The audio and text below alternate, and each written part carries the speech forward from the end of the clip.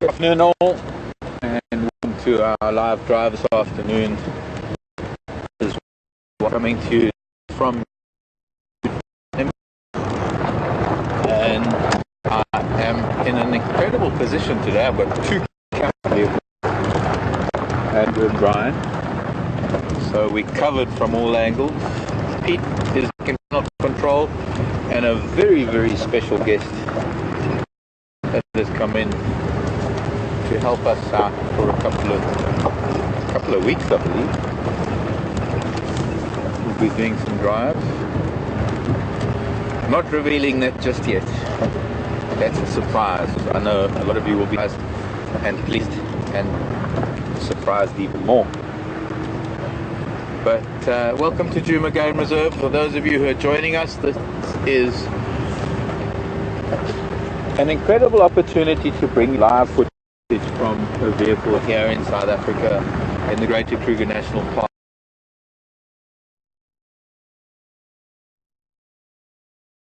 We are driving around in one of the most leopard-rich, lion-rich parts of the country. At the moment it's quite elephant-rich as well. And I was on the trail of a very big bull elephant. But I've lost his, so I left the road somewhere. But I was trying to follow a very big bull. I'm also going to try and find some of the elephants that were at Djuma Waterhole or Gowrie Dam earlier today.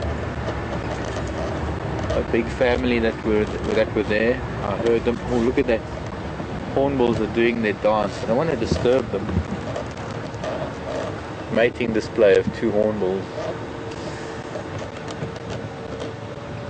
Kind of bird that we have here in South Africa that looks very much like a toucan of South America. We're just going to stop a little bit further so we don't frighten them, and I hope that they're going to get into their flight display, or rather their mating display, their nuptial display. It's a confirmation of the two of them, I suppose, in a way, reconfirming their vows to each other.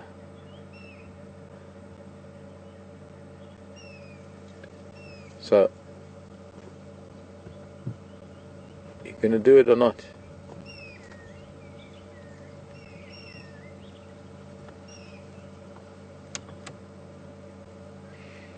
No, we're not gonna see it because they're flying away. Pity. It's rather pretty the way they sing and hold up things.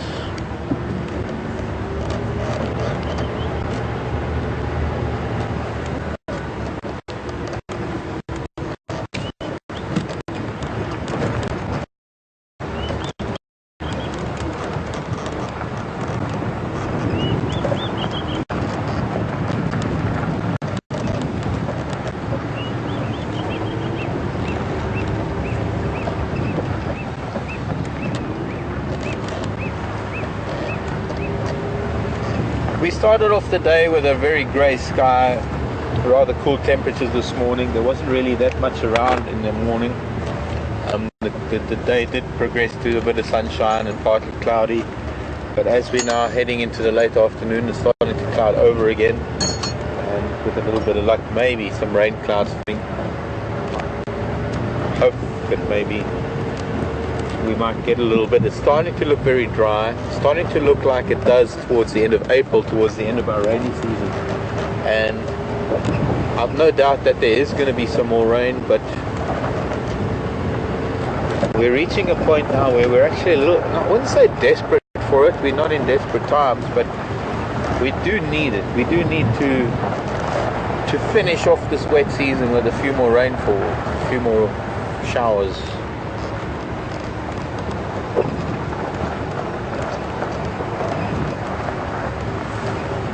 As long as it doesn't happen this afternoon, and I don't think so, although it is looking a little bit dark and grey, I think we're fine.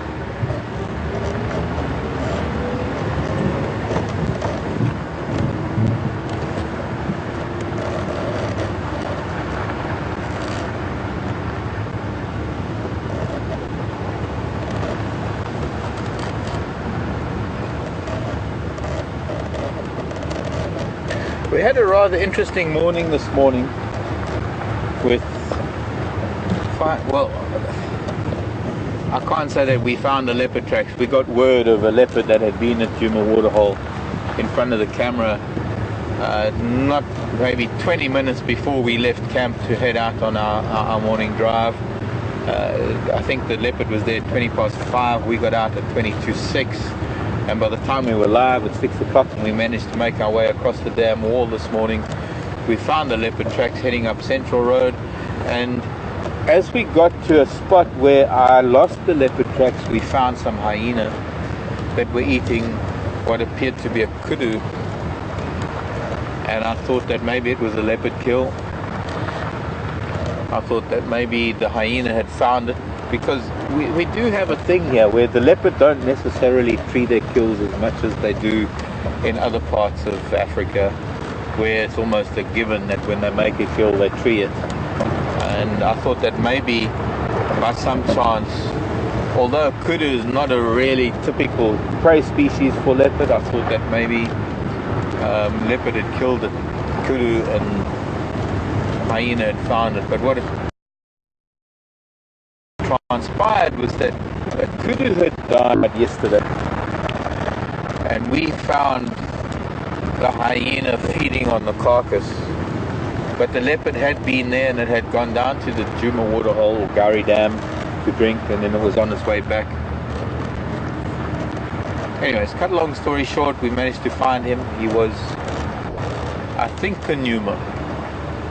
From what I'm getting from our viewers, that it was one of the, well, there are only 2 young male leopards that it could have been, and it's either Kunyuma or quarantine male. 2 of the cubs of Karula, the queen of Djuma, this leopard that we hopefully going to be seeing again. And the 2 boys that still hang around, one of them is a leopard by the name of Quarantine Male, the other one Kunyuma. And we weren't really sure. You know, I haven't watched these 2 leopards growing up. I think for her previous couple of litters, I watched the cubs growing up, and I could identify them at a drop of a hat. But unfortunately, the way it has been the last few years, we've been elsewhere, so I haven't seen these 2 young boys, and the first time I saw them was a couple of months ago when I first arrived here. And I still don't really know them that well. I'm not seeing them that often that I can recognize them on sight. I'm not studying their photographs maybe the same way as some people are. But I guess with this extension of our drives, maybe I'll get to see them a little bit more, and maybe I'll get to know something about them now, be able to think of something that I can see. The problem with leopard identification is that it doesn't matter what part of the leopard you look at, it's a unique spot pattern, it's a unique pattern, whether it's the face, whether it's the cheek, whether it's the throat or the bib pattern around the neck, or it's the shoulder patch, or that lovely little pattern along the base of the tail. It doesn't matter where it is on a leopard, you can find identifying features. The problem with the problem with selecting only one particular aspect of a leopard in terms of identification is that every time you see that leopard, you need to see that part of the leopard. And so you need to get a much broader idea of the individual spot pattern of each leopard. And I haven't quite gotten that down yet. You've got to remember that what I'm doing is I'm driving around, and a lot of the time I'm following them. I'm not able to actually look at the leopard when I'm following them because I've got to look where I'm driving. And I'm not seeing them as much maybe the viewers are. But there's no excuse really for not being able to identify them. I could look at photographs, and I could. It just hasn't been that easy. So I think it was Kunyuma. I was getting messages on Facebook, and I couldn't really access the internet very well today because we don't really have it at the moment. But I think it was Kunyuma. I'm willing to change that identification if anybody knows any different. or if there is any positive ID that can tell me different. Karula's young males with one of her boys, a litter that was born just over 2 years ago. They're just over 2 years old. We were hoping that we would be seeing her new litter in the months to come, or in the months past, especially because we didn't really know we were going to be continuing the drives. It would have been really amazing if things had worked out well, that we would continue to watch them. But unfortunately, in December, hyena killed the one cub that we saw. We don't know if she had any other cubs, but I think we could be pretty sure that she doesn't have any cubs anymore, and we would be very interested to find out whether she's going to come into estrus again, as it happens with cats, is that if they lose their cubs, they do come into estrus not very long afterwards, and it might change her entire breeding habits, because up until now it seems that she's mostly been coming to estrus after her previous set of cubs are around about 20 months old, 20 to 21 months old, so that by the time her cubs are 2 years old, she's actually giving birth to her next litter, which has been happening consistently over the last 10 years, 8 years rather, that she gives birth around about November, December. Having lost the set of cubs, it would be very interesting, and it would be worthwhile as well as very informative to understand how things work, to see whether she is going to go through another estrus cycle, and whether she's going to fall pregnant again outside of that cycle that she's been in, because she's had successful litters every year up until now. She's a 10-year-old leopard. She's going into her 11th year now. She's a wonderful cat. She is known as the Queen of Djuma, and has been around pretty much, well, as long as we've been around longer. We've known her since a cub. As Wild Earth, we've known her since she was a cub. And when she took over the territory from her mother Safari, we've been able to watch her and every litter almost, except for that litter that was Kunyuma and the quarantine male.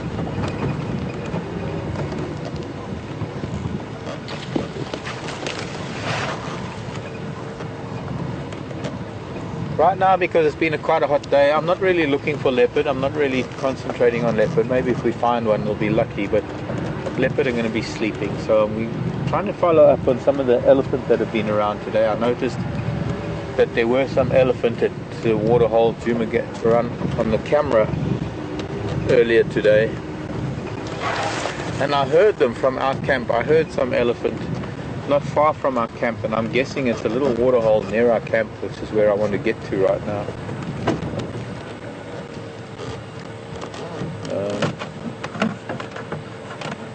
Is that a buffalo? No, Nyala. Didn't think there'd be a buffalo inside the perimeter of the camp. Please feel free to let us know where you are and what you're doing, and any questions you may have. Questions at WildEarthTV.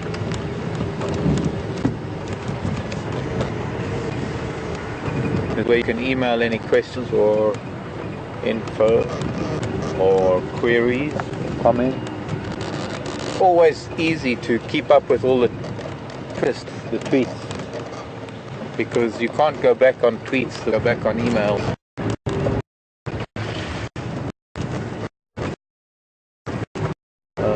So if nothing's happening on Twitter, please do feel free to email us questions at WildEarthTV.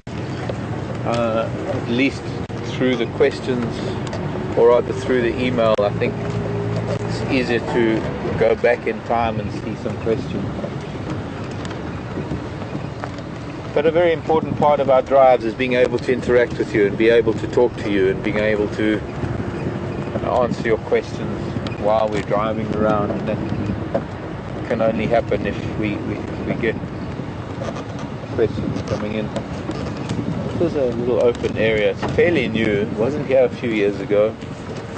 that has changed because of the change in Gallagher camp, part of Djuma, a self-catering camp, which used to be up on Buffelshoek. It is now down here at WildEarthTV, Gallagher, and this is a lovely little open area with a beautiful viewing deck on the opposite side of a drainage line to Gallagher camp. And it's here that I heard some elephant shouting today while I was resting, trying to access the internet.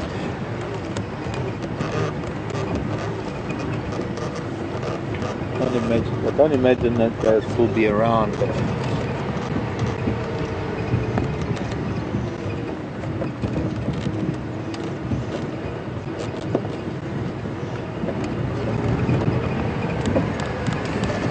maybe some signs of them.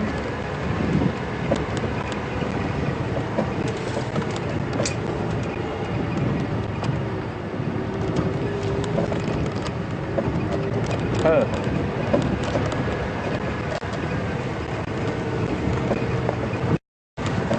He's telling me some people are asking who the magnetic monkey is. Kunyuma, a Canadian magnetic monkey. He's living it up on the edge of the Timbavati right now. I'll be picking him up in a few days' time. I left him with some friends.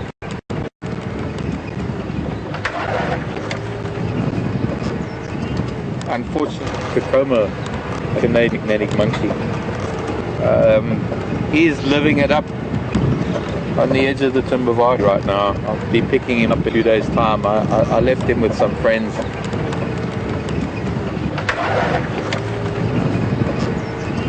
Unfortunately, might have corrupted him a little bit.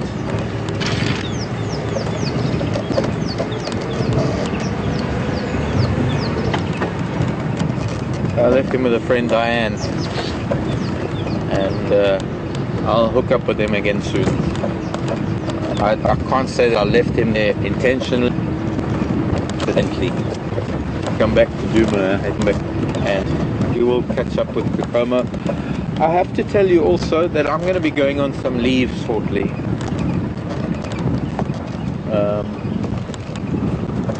I know I was away for a couple of days last week. I had some things to attend to, but oh my word, golly gosh. Don't move, Kudu, don't move. Oh, he's moving.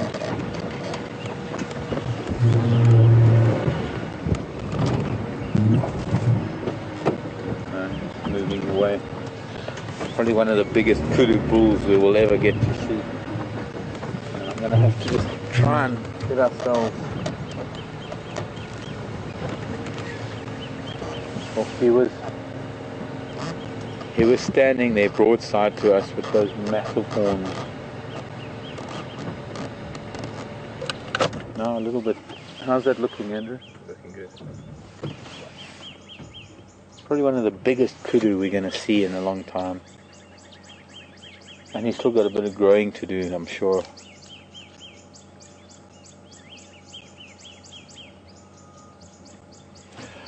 What's interesting is that as we were leaving camp, there were a few kudu bulls out on quarantine, and they seemed quite relaxed, and I thought that was the group that we seem to see mostly these days.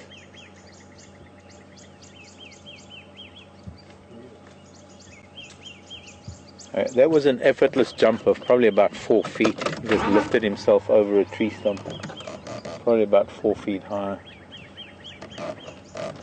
I'm thinking that maybe this bachelor herd of kudu are actually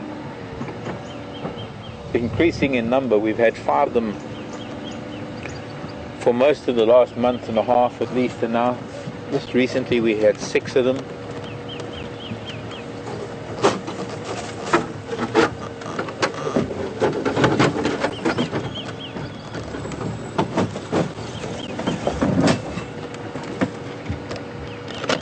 The interesting thing is that the more we see them, the more they're getting used to us seeing them, and the more we're able to see them. And then I think if you have to go back in history, in even 5-10 years ago, to be able to watch a big kudu bull of this size was almost impossible because they were so shy.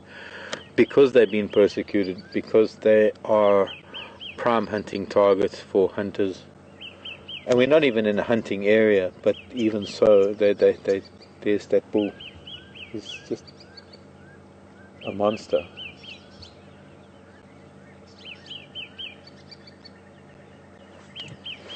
Unfortunately, not going to see them much, but we will see them in the next few days.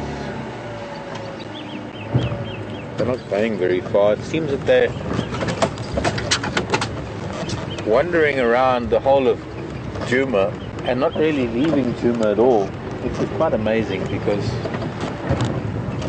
sometimes you only see kudu bulls once and you never see them again, and here we've been seeing the same group. But I think they split up a little bit, because there are these boys here and there are another bunch of kudu bulls out on quarantine. So I think there might even be another bachelor herd of kudu bulls that have come in right now. There's another one of the magnificent bulls. He doesn't quite have the spread or the majesty of that other bull, but he is still a magnificent kudu bull.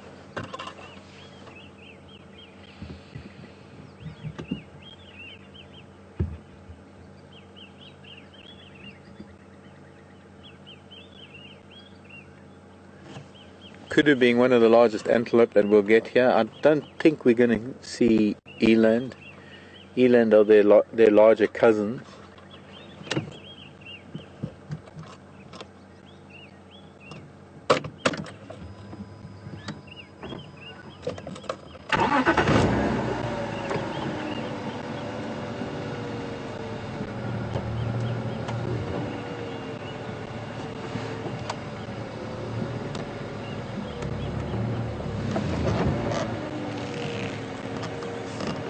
And unfortunately going into some thicker bush that we can't follow. Some animals you can follow off-road, some animals you can actually drive in, and like leopard and lion and elephant.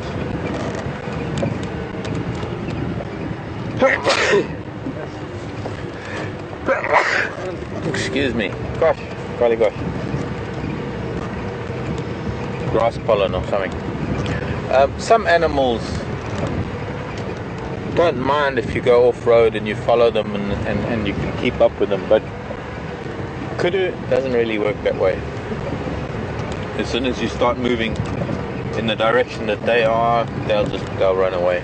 They think you're after them, and so the best thing is to leave them thinking that you really not interested in them at all.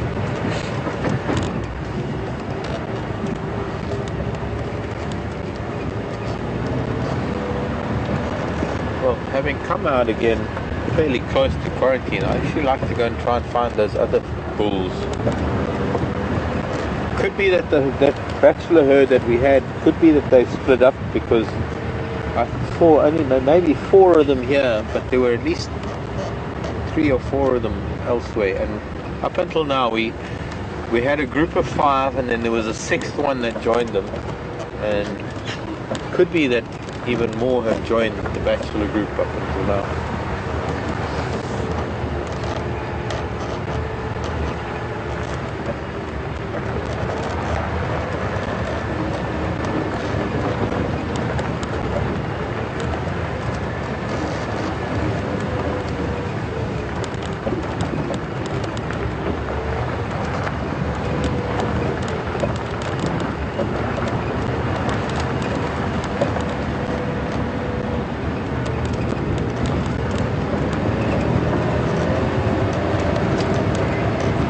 Elephant!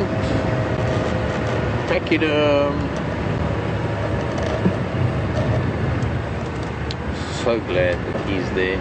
Young bull, but I'll live with any elephant. And we're going to get to see him shortly, but I just want to see, when we started our drive, I was going to open up here on quarantine with a bunch of kudu bulls. Now, not a far stretch that could be the same herd that just moved that way, because they would have walked around the whole lodge complex. Hello little boy Ellie, picking up marula fruits. Another important animal to have a look at that we haven't seen much of actually, and they look like they're also eating on marula fruits. There's a little warthog family that we've got here.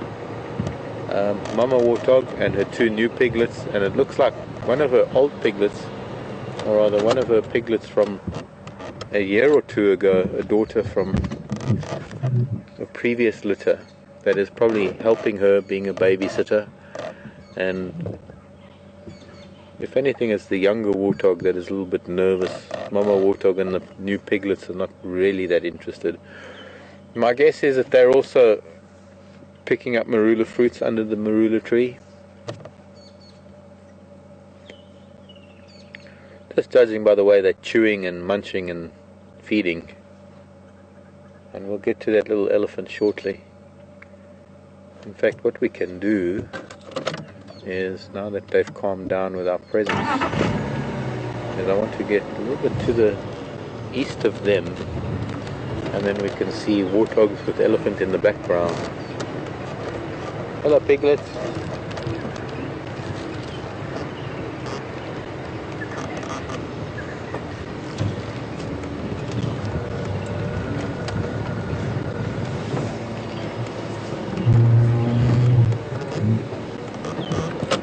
Is that good? Mm-hmm.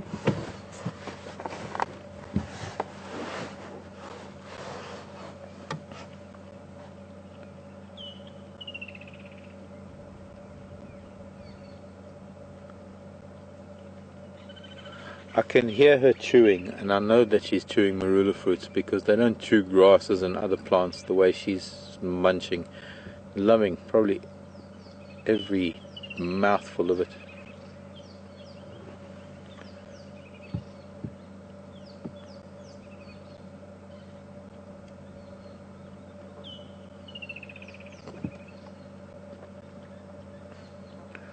Sounds like a bulldog eating porridge.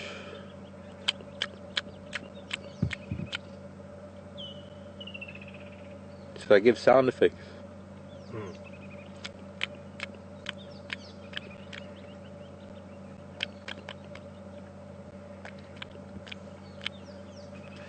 Well, I can't see what's going on.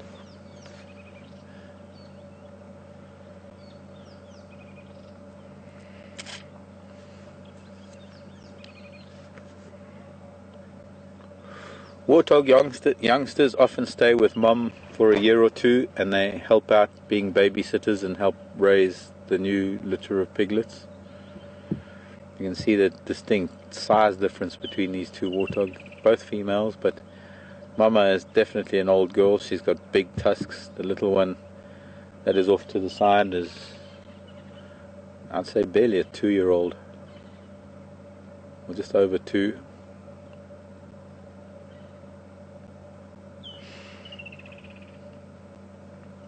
Or maybe a 1-year-old. Might be wrong. 2-year-old might already have her own piglets. And there is that pair of mother and daughter that are on, or rather, Arathusa airstrip, who have 7 piglets between the 2 of them, being a 2-year-old piglet with her mother.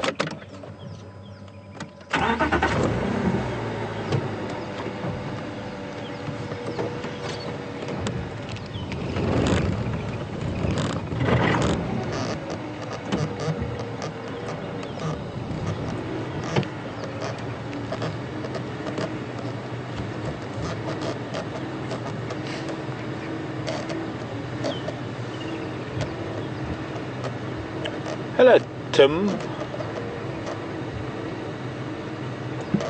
Tim is in Arkansas. Tim wants to know how much a grown warthog weighs. I don't know, Tim. I haven't the faintest idea. Never weighed one. I can look in the book and see what they say in the book. I suppose 30 years ago, when I was a trainee guide, we had to work on learning all the weights and measures and ages and numbers and things. In fact, you couldn't pass exams without knowing the weight of every animal and the age of every animal and the gestation period of every animal, and it was a parrot fashion learning thing that you associated numbers with species. But I have to be honest with you, I've never used weights and measures. It doesn't really crop up in my life because I don't really use it much, but I can look in the book for you.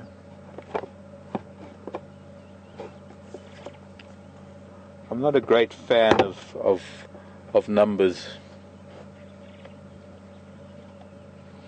I'll hazard a guess. A big boar, a big male warthog, maybe 60 or 70 kilograms.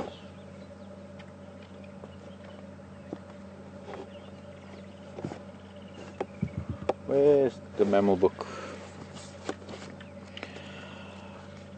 You know what, I could read this every day of my life and it will never sink into my brain of the weights and the times and the numbers of all of these things, because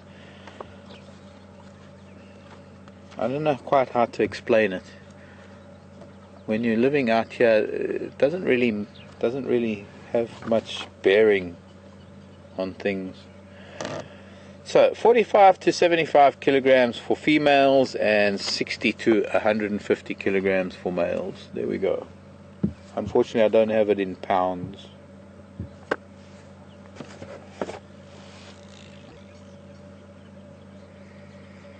Judging by her size, I'd say she's probably only around about 30, maybe 40 kilograms. She's not a very big warthog.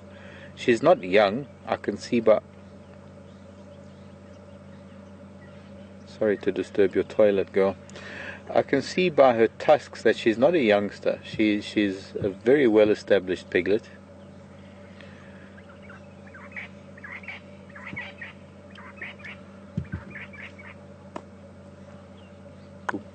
Ruler's still falling from the tree. And having read that now out of the book, you could probably ask me tomorrow and I'll probably tell you, I don't know, I've forgotten the numbers, because my brain doesn't remember numbers. It just doesn't work that way.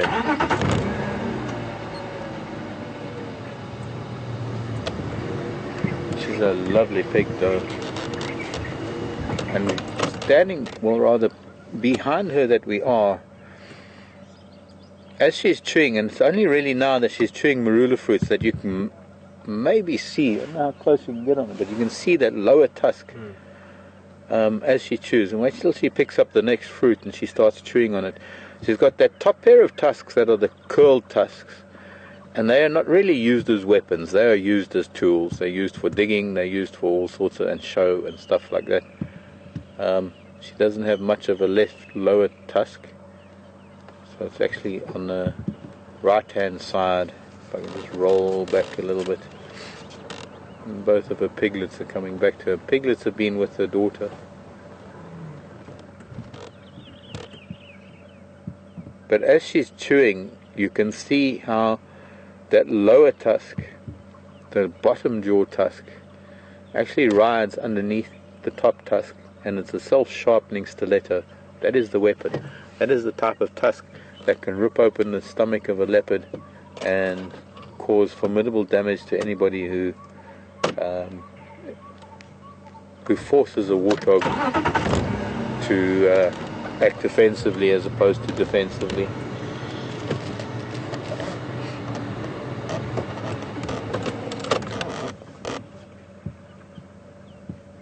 As she chews, the lower tusk rides on the edge of the upper tusk, and it becomes a self-sharpening stiletto.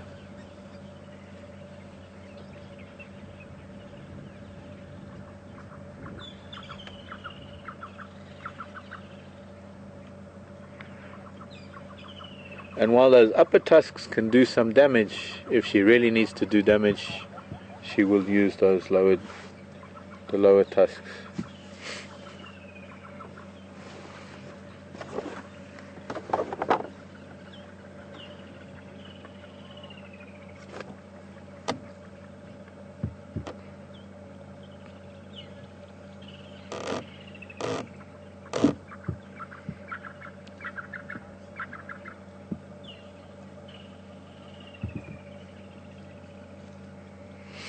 Now we've got Vuatella's game drive vehicle coming out, so I'm going to leave them to the warthog because it looks like they want to watch the warthog.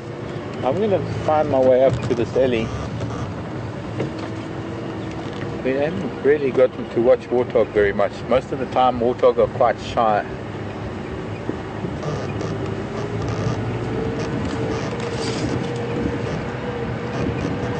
There's a young bull.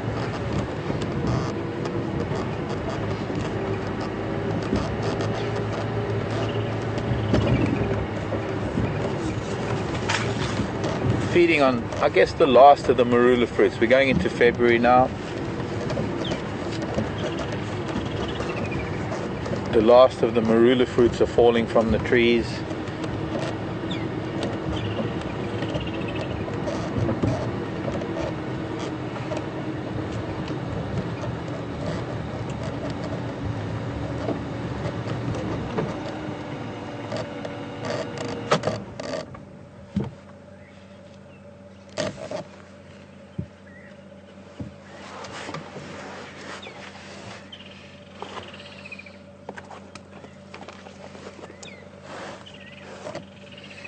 Hello, little boy. I'm not on any of your marula fruits. I'm sure I'm not.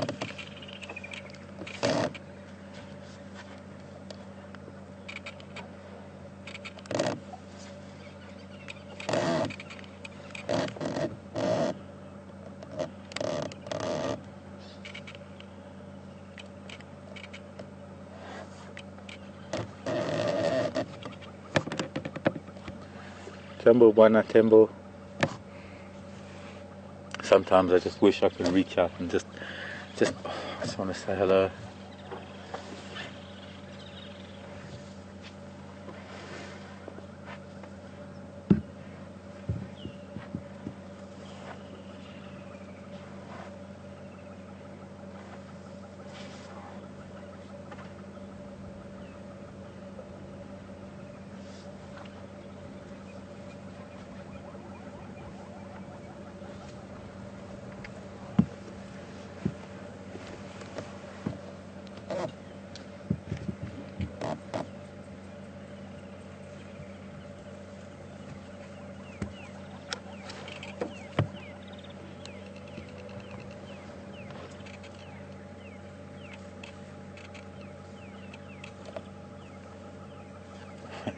He's showing off for Aubrey.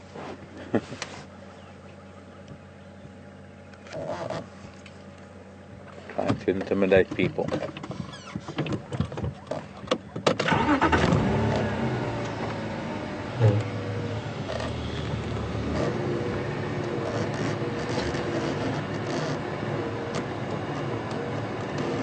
Actually, what he's doing, it looks like he's chasing the warthog.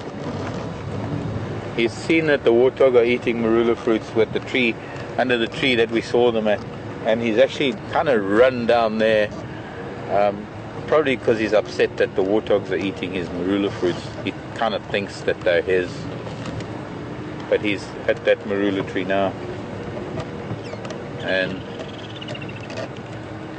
he's going to try and shake it. Oh, not trying, he's actually succeeding. He's giving it a really good shake.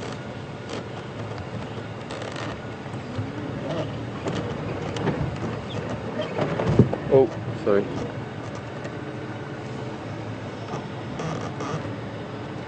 But he's seen those warthog off. They've moved on completely. They're not sticking around.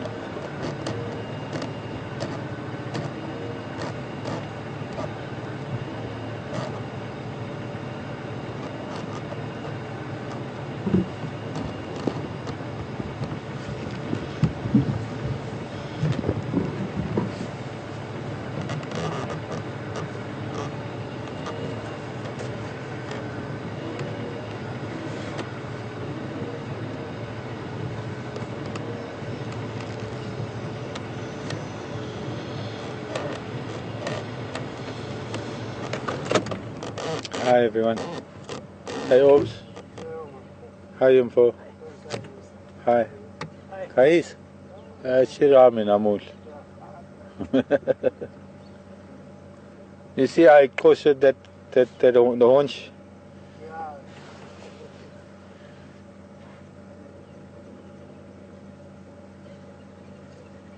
Which way are you going, Orbs?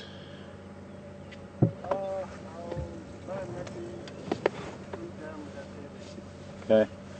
That young my daughter from this morning came down into the drainage line from Central. Not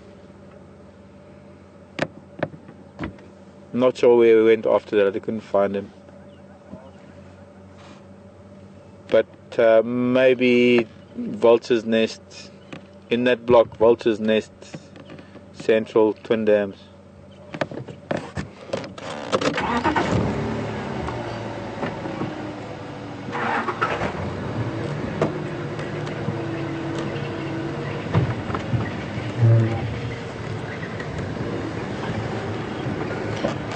Right, well, we're going to leave this little boy Ellie. We're going to go and find what else we can, or rather see what else we can find. He's moving into an area that is really close to the lodge, and I'd like to try and follow up on some of those family units or breeding herds that we saw earlier. There were also tracks of a very big bull that were heading northwest. So I think let's go to the northwest and see what we can find. Come back again later. It's a lovely cool afternoon. It's not too sunny, so it's not too hot.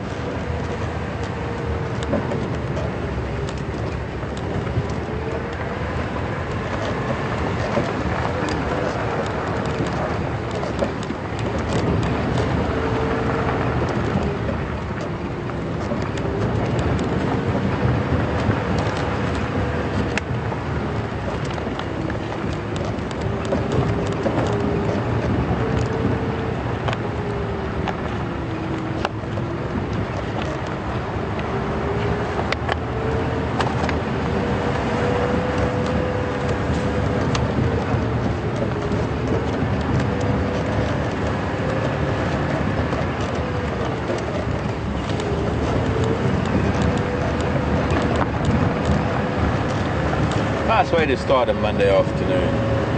Andrew, you said you wanted an elephant. Yeah, so. Okay. Tick. What sort of a half tick? Now we need to find a family group with babies.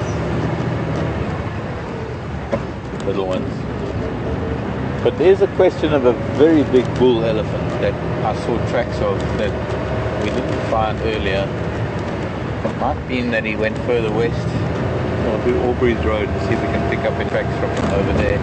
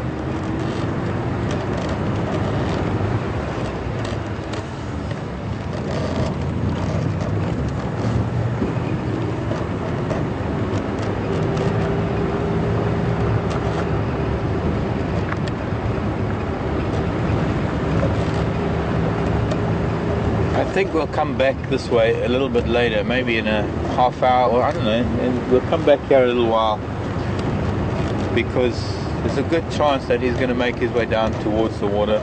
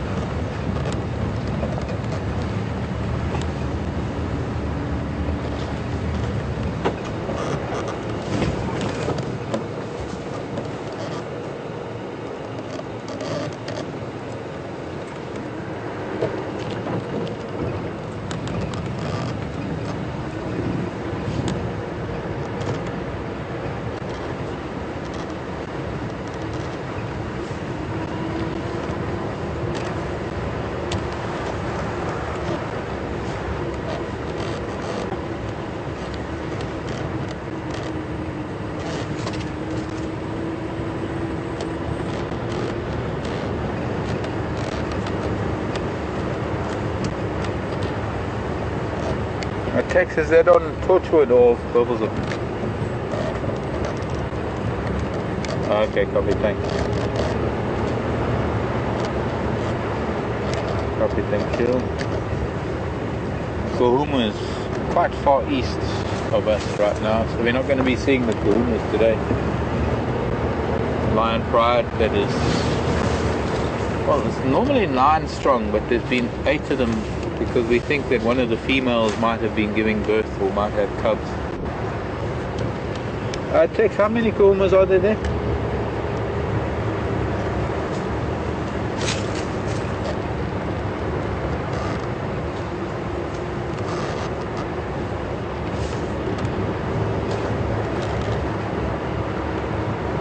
Okay, so no new mum pinpoint.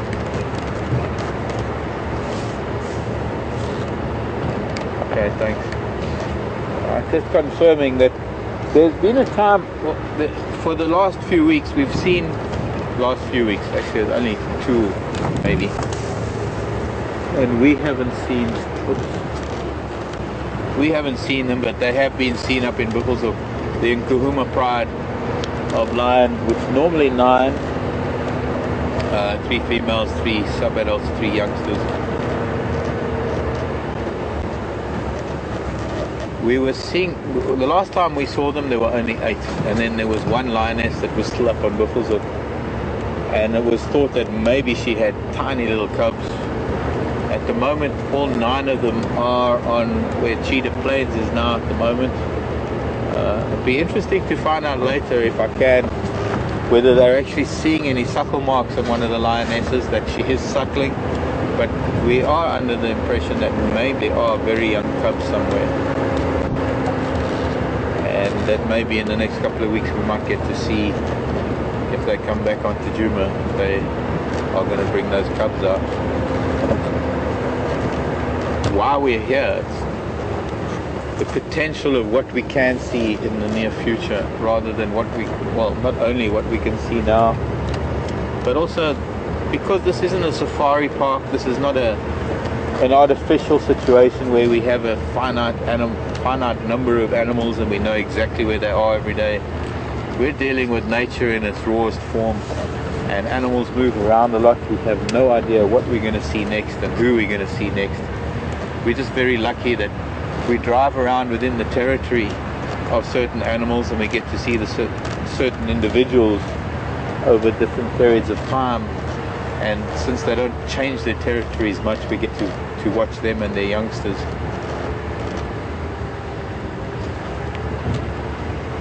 So we can only hope that maybe things might change in the coming weeks. Here we go. This is this big bull that I saw earlier. He came up here onto Aubrey's Road, which means it's heading a little bit to the northwest. Sadly, maybe seemed that he might move on to Buffalo's Hook, but maybe if we get up to the big dam on Buffalo's Hook, he might be there. The tracks that I saw when we first started drive, one of the reasons I came this way. This is a big bull. This is a bull. Bull worth following up on, even if we, I suppose, end up finding his tracks crossing over onto an area we can't follow them.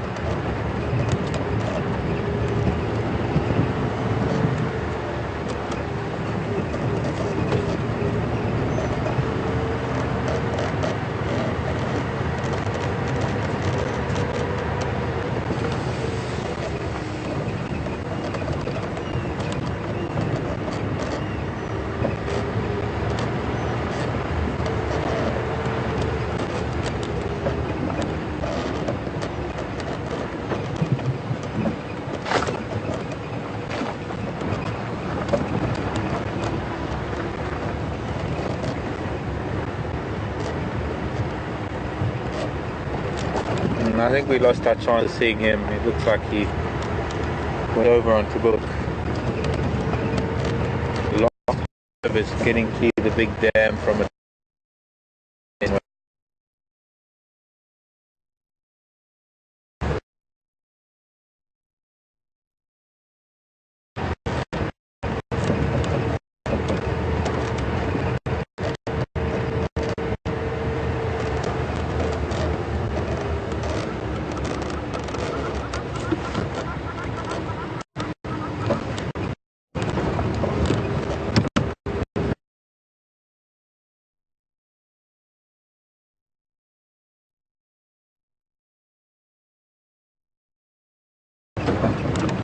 Okay, I'll turn around.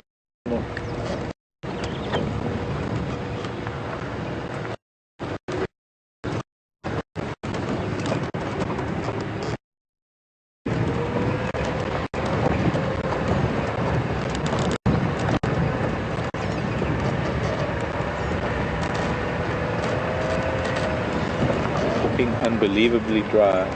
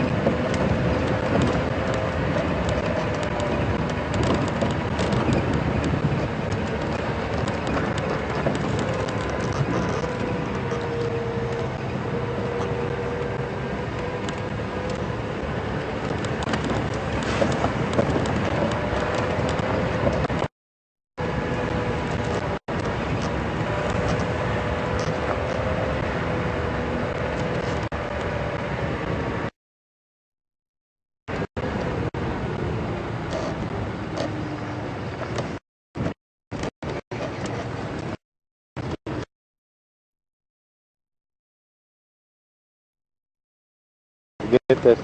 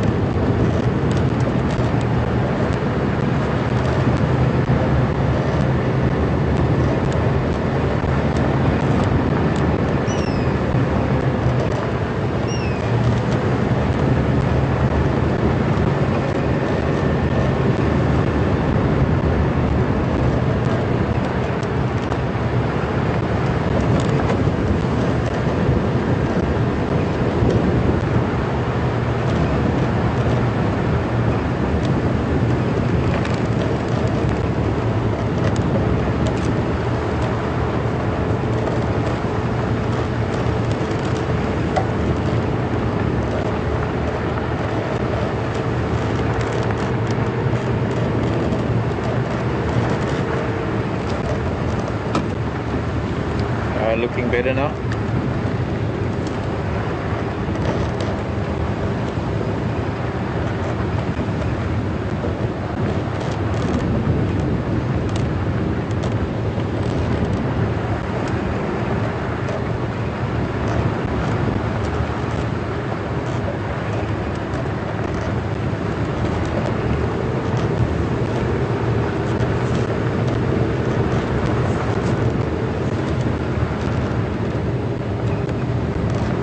It's feeling pretty steady.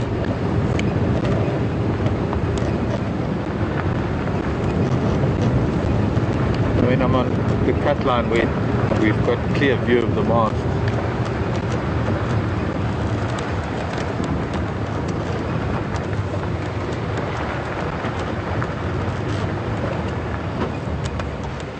Nothing's changed on that. Okay, I think that's just vibration.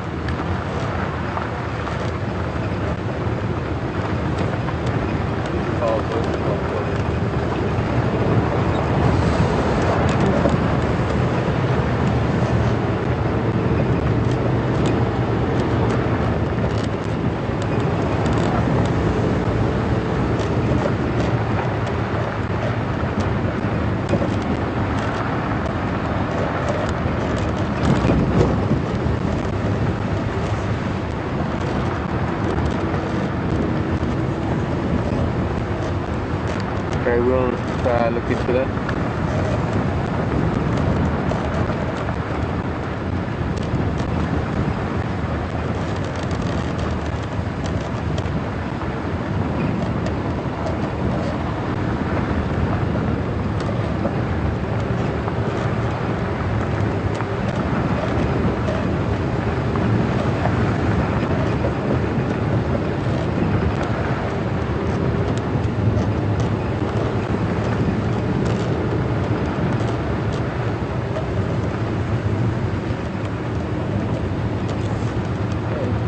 Evidently, a few people are mentioning that we are having some issues with the camera movement.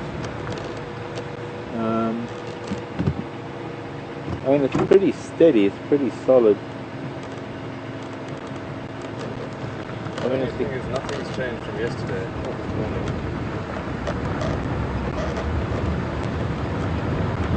Without a monitor, I can't see what it's doing, so I have no idea.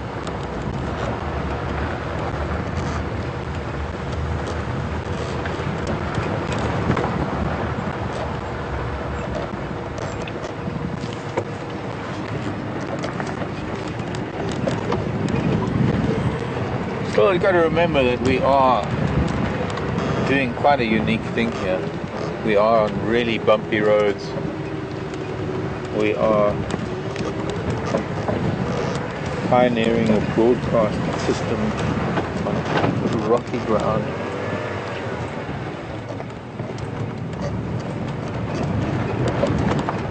There is going to be camera movement and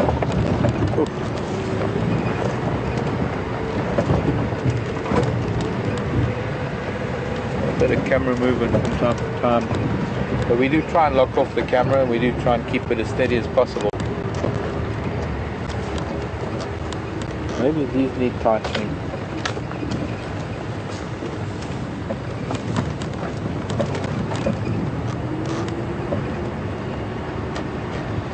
The only thing I can think of is different is that these are not as... Dunno. We're trying everything, folks. We're trying to get it as steady as possible.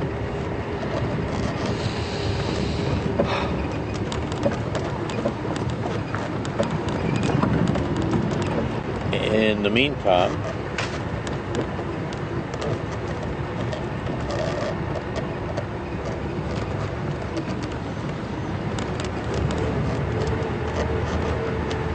heading down Mvubu Road, we're going back towards Gari Dam. I want to see if maybe we can catch up with some of the elephant that were around earlier. And we do have that one elephant in our pocket. I hope, if we could maybe catch up with him again, that young bull that we were with shortly, earlier. Unfortunately, I can't follow the tracks of that very big bull. He crossed over into Buffelshoek. I would have loved to have seen him, because if there are any really big bulls here, I'm sure that I would know them from home, because I'm sure they'd be the same bulls that maybe traversed the Timbavati as well as the Sabi Sand. And just judging by the size of his feet, he was a very big bull. I don't know if anybody managed to catch a big bull on camera today at Djuma Waterhole. I'm not even sure if he was there, but his track seemed to be heading north. Maybe more or less from Zoe's Road. He might have skirted the dam entirely.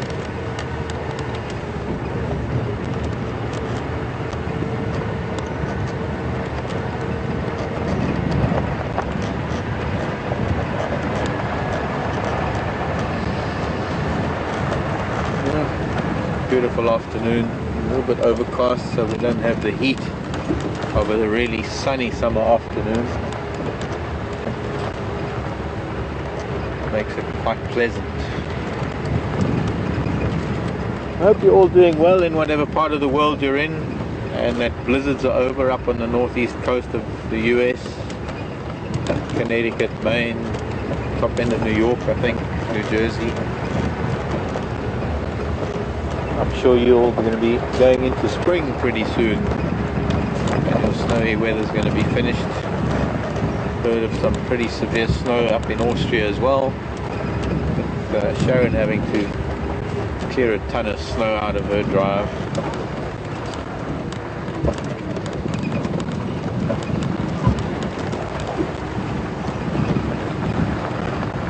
Cannot imagine it. I cannot imagine it, having to wake up in the morning, having to shovel snow so that you can get your car out so that you can go to work. It's just such a foreign concept to me, having seen snow so few times in my life and always in another country. I think we'll take this little old track that goes down below the lodge, make our way around on the other side, see if that little bull is around, and then make our way back down to Gowrie Dam, and then we'll go and look for a leopard or an impala or a waterbuck and her baby. I believe there's been a waterbuck and her foal, rather calf, waterbuck, calf. Foal is a horse, zebra. Good ducks in a row here. Not a fawn. A fawn is for a deer. We don't have deer here. A waterbuck would be a calf.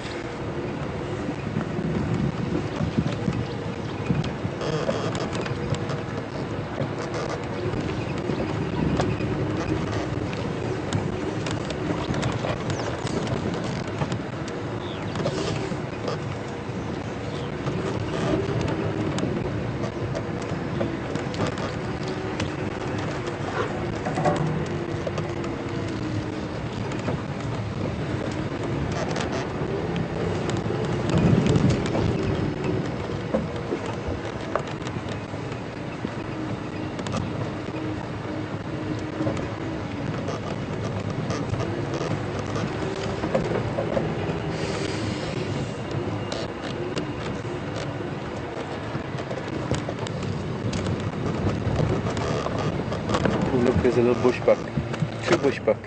We don't get to see bushbuck. Oh, don't run, don't run. We don't. And they're off. We don't get to see bushbuck very often. They become so shy. And I think it's the Nyala, the dominance of Nyala in their territory. And for decades or for hundreds, if not thousands of years, bushbuck didn't even have to deal with. Nyala are a little bit like a family, quite a little slow. But this area that we're in now has been bushbuck country. But since Nyala have been introduced into the area, the Nyala seem to be able to survive better. They seem to be able to hang on better. I think it's got to do with the fact that they can move out into the open with impunity, because they're a little bit larger than bushbuck, so they're not really falling prey to the same predators as bushbuck. And they live in larger groups. Bushbuck tend to be solitary. And overall, the Nyala seem to be able to survive better, even though they might not necessarily belong here. What it is doing is that it's actually pushing the bushbuck out of their natural habitat, and well, not so much pushing them out, but because there's nowhere really for them to go. It's hampering their breeding or their success rate. And the more Nyala there are, the less bushbuck there are. Because bushbuck can just occupy the same niche far more efficiently than the bushbuck can. And even if they are cousins, kind of relation or relationship doesn't really work when it comes to survival. Because a leopard is maybe less likely to go for a Nyala than it is for a bushbuck.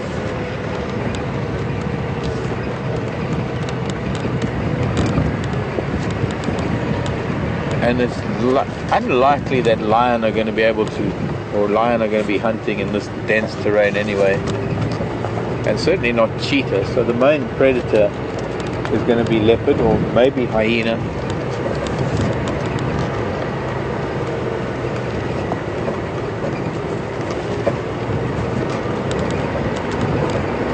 the slightly larger Nyala may be able to get away with things that bushbuck can't. Well, there's a nice family. Crested Franklin with 5 chicks.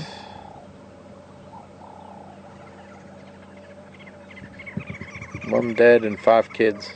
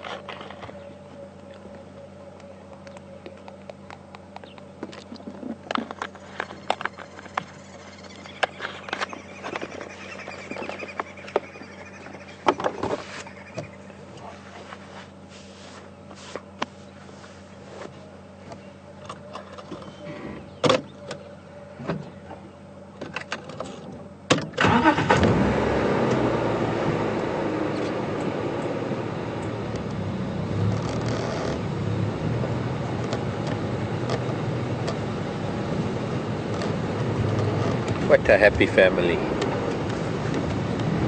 Bye children. See you later.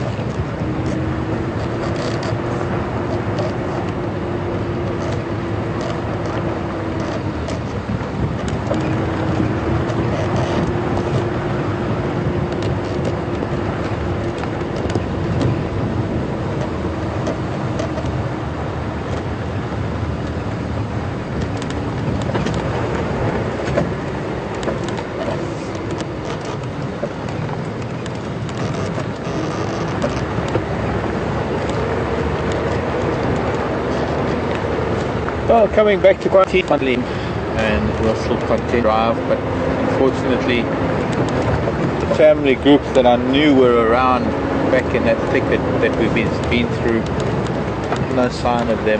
Family groups of Ellies. We'll make our way down to Djuma Dam or Gary Dam, Djuma Waterhole. Oh, there we go. Who's this? Is it the same bull or is this another one? Good question.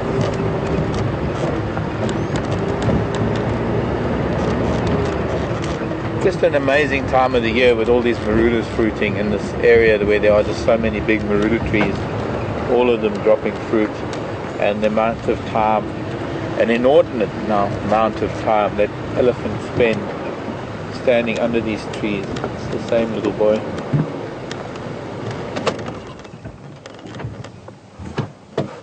Patiently picking up each and every fruit that drops from the tree. Even if it's just an elephant butt to begin with, but well, thank you, little boy. Nice to see your face. Where to next? The next tree.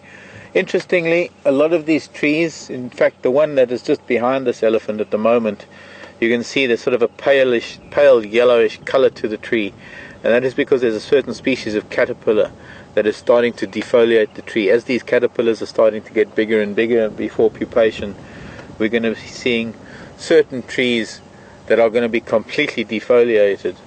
That is one of them, compared to the other marulas that don't have any of these caterpillars. I'm not too sure which ones they are.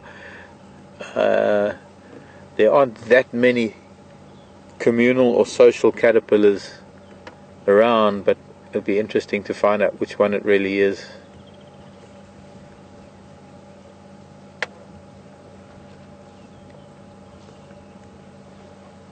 And if we look at that marula tree now, that is just in front of him, maybe where he's heading now, lovely dark green, full foliage, full green leaves, nothing really happening to those.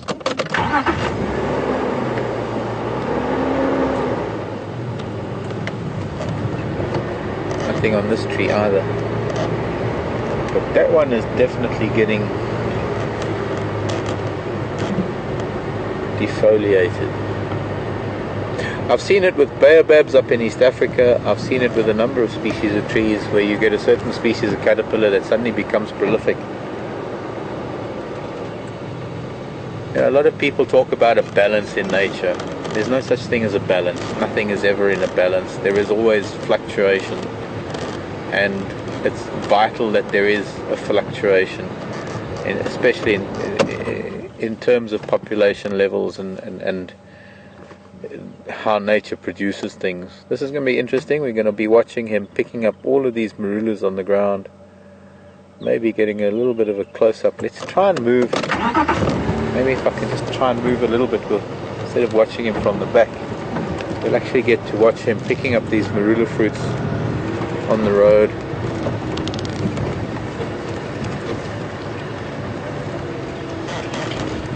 But everything in nature is in constant flux.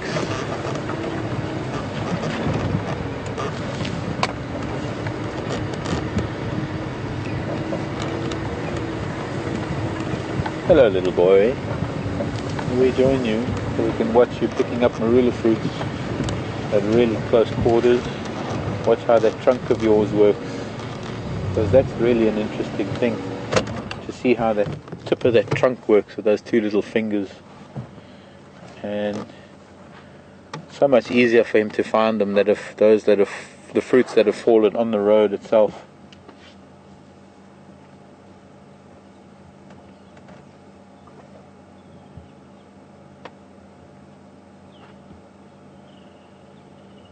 One, two, three, one.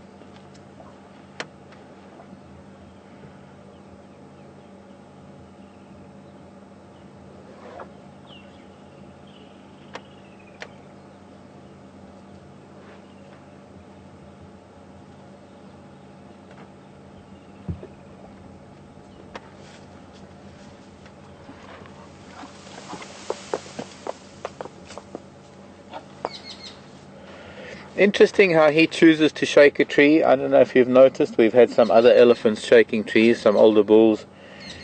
He tends to use the underneath side of his trunk. We've seen bulls that tuck their trunk underneath them and use the sort of the top part of their nose to be able to shake the tree and push on it.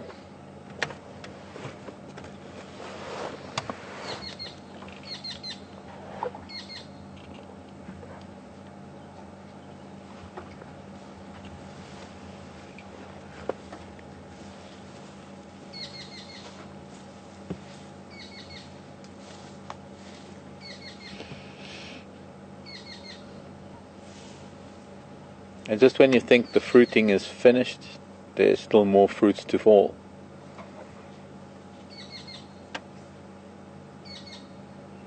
But I really think we're coming to the end of it, and now going into February, maybe another week or two at the most.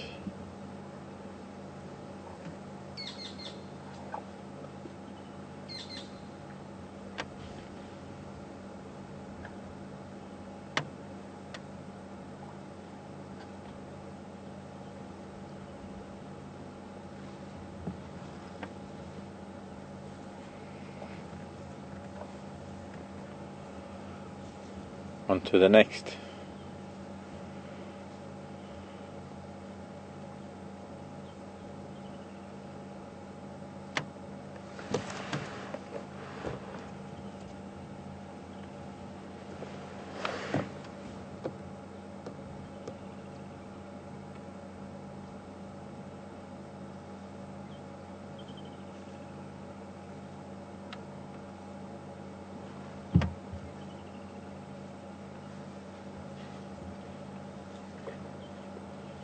That's a very big tree.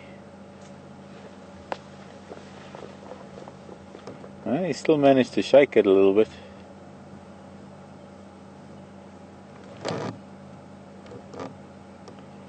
He's not a big elephant, but he still managed to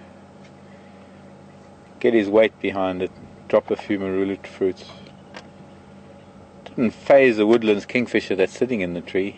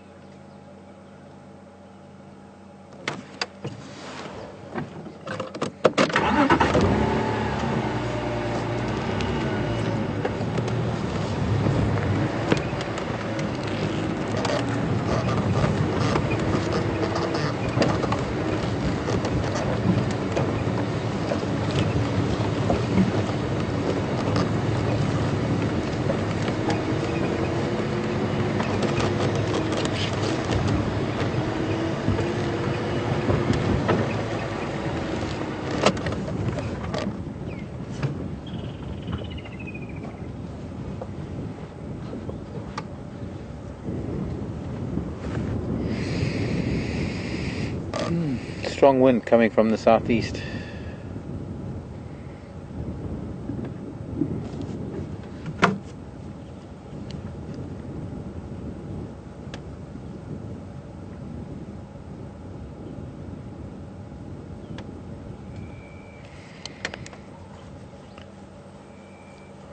I don't know how wide angle you can get, but you can actually see the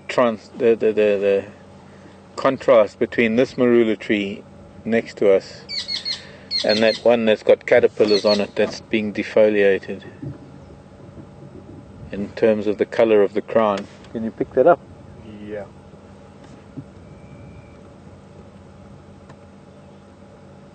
Quite amazing, actually. Could be a limantrid, one of the limantrid species, limantrid moth.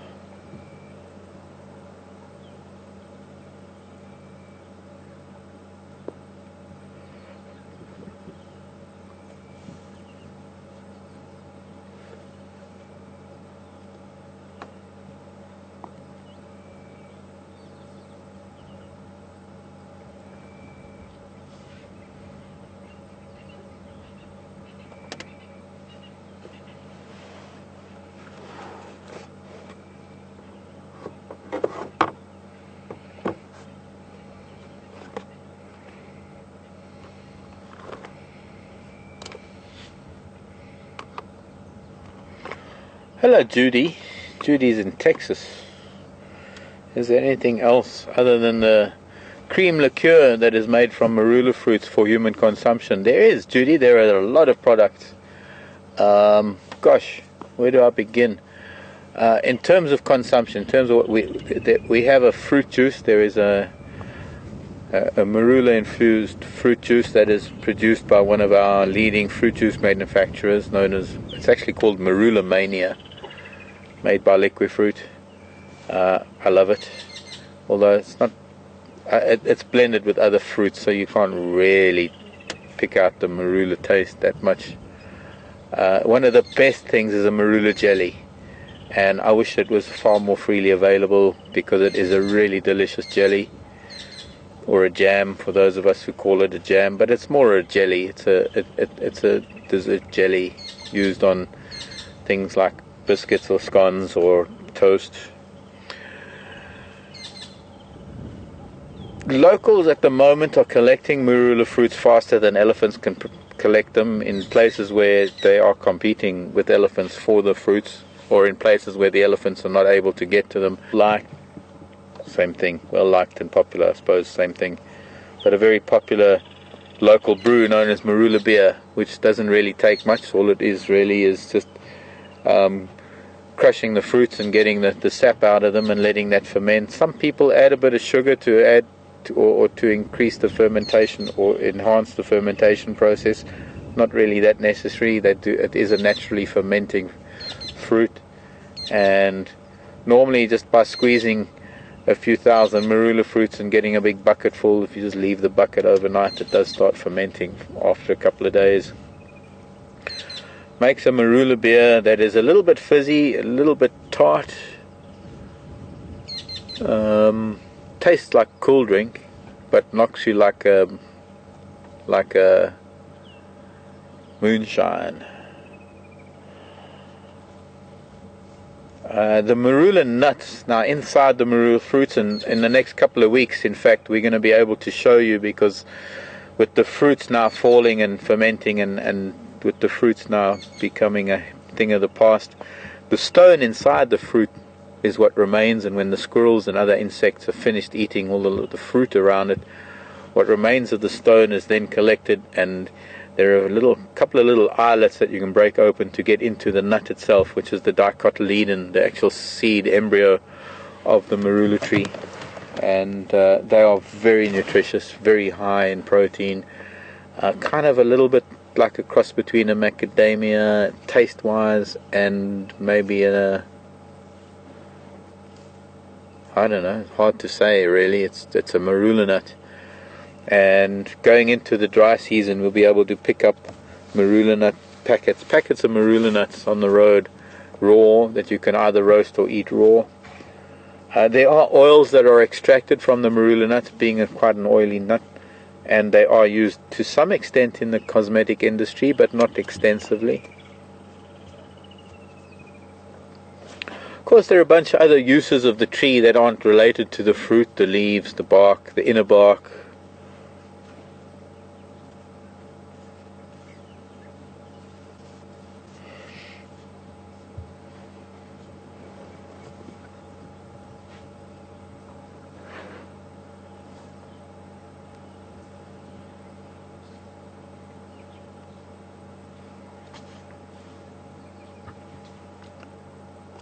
I think he's got an itch in his ear.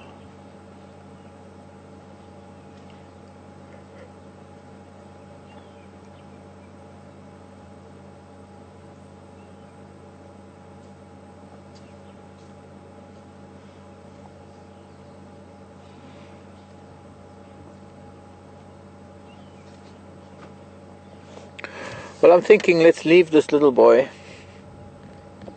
I could sit here all afternoon, but let's go and see if we can find some other things for you.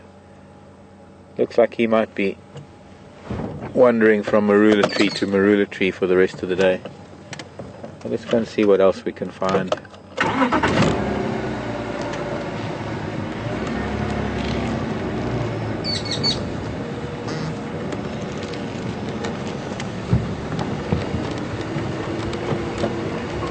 Hello, Ton. A good friend, Ton in the Netherlands.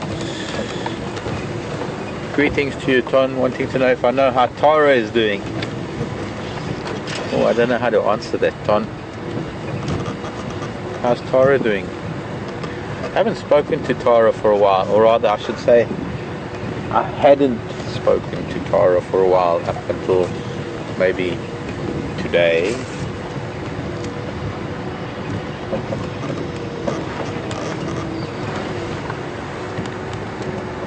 But I did speak to Tara today. Tara's doing great. Tara is doing fantastically well. She's done some amazing work with her leopard studies and her project over at Tolo and the leopard research camp. She's done amazing. She's managed to write some papers on leopard behavior, stuff that hasn't been written yet, even stuff that we were witnessing here with Karula and Yambilu Yodan, Mishun Induna and Shavinzi and Shivambalana, and this whole interaction of this. She's done some pretty good stuff, and I have no doubt that she's going to be Dr. Tara Perry in the near future, or maybe Professor Tara Perry, leopard professor.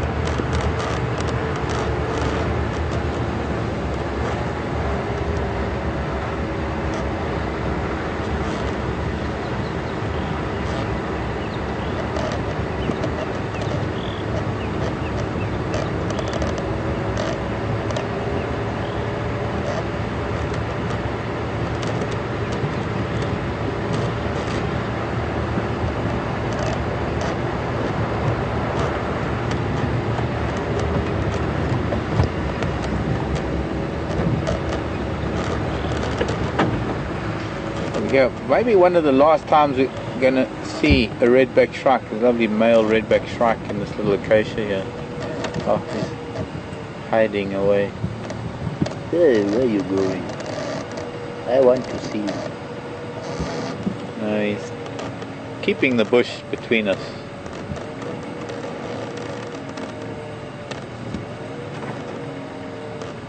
Okay, bye. Male redback shrike.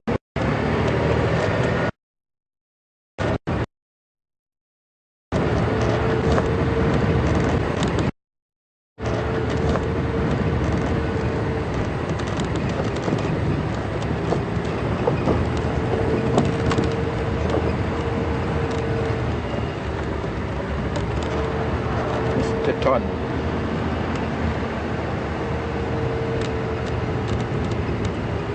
Also, thanks for your emails recently, Ton.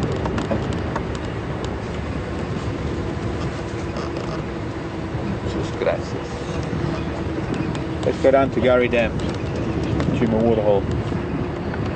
See what we can find down there and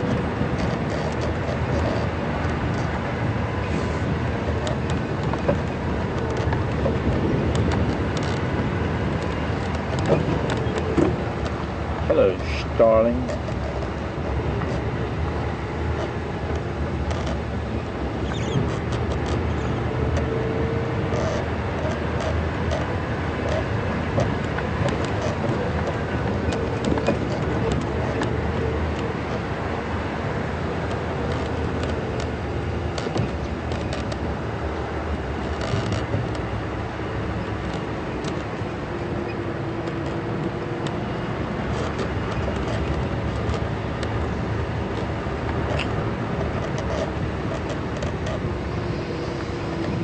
Very big storm cell in the west. Kind of new moon thing.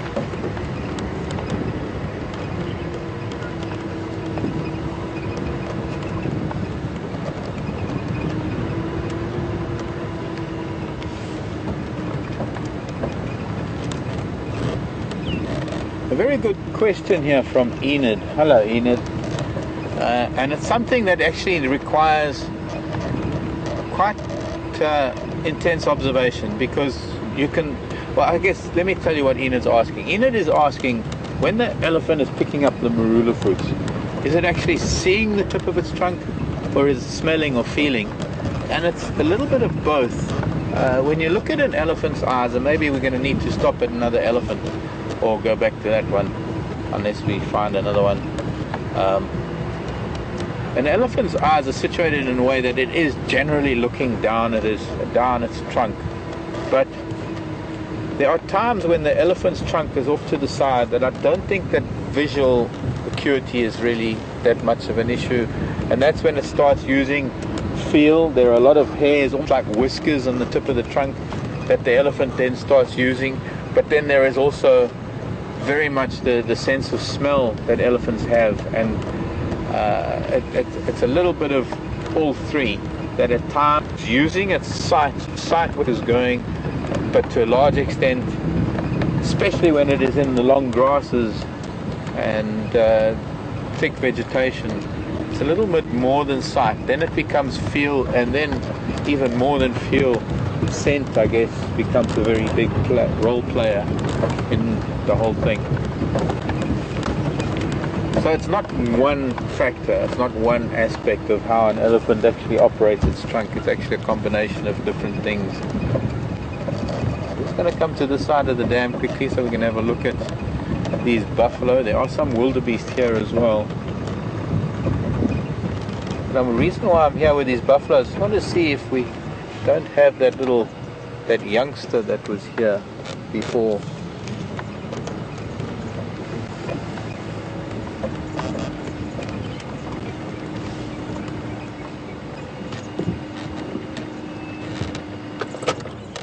I'm not seeing it. I'm only seeing these big old bulls.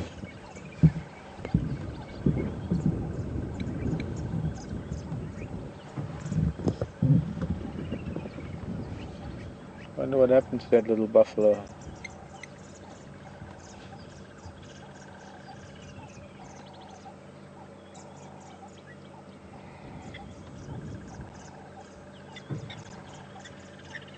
Layabouts. Some buffalo bulls.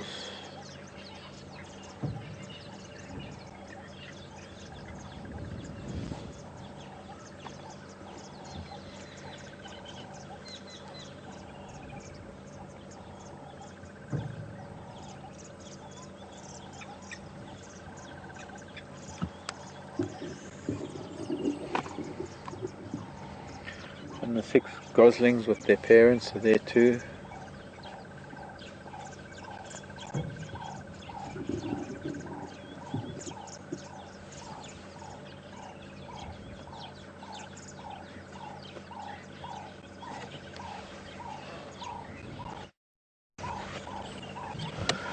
Okay, continue. You want to look at buffalo sleeping to the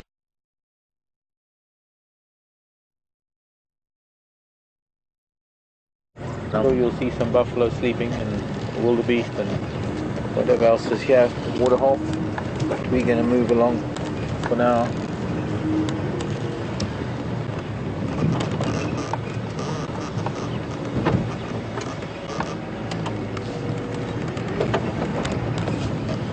Bye, camera.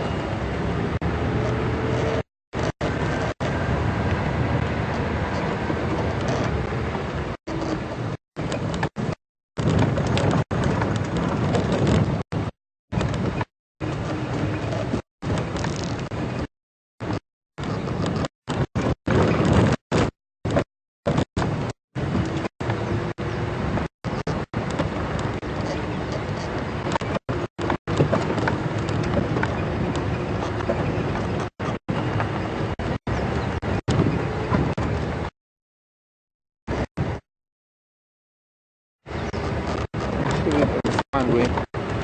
I'm still not sure who our leopard was this morning. I'm thinking it was Kunyuma. I mean, gosh, I'm getting confused. Kunyuma. So I want to poke around a little bit, find our way into the drainage line perhaps.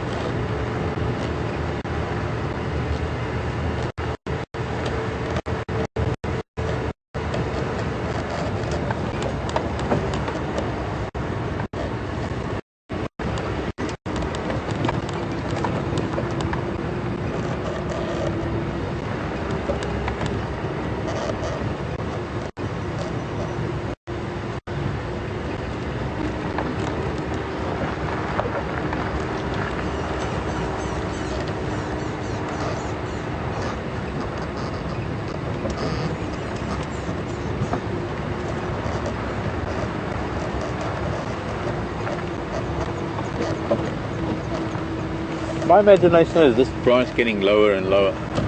Looks like it is. And it's been hanging like for 4 years, but 5 years.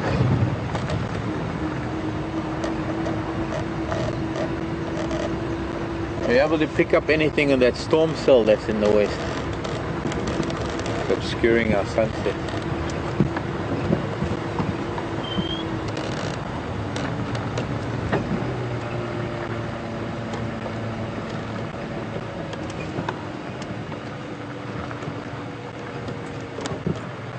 Quite a big storm brewing over there.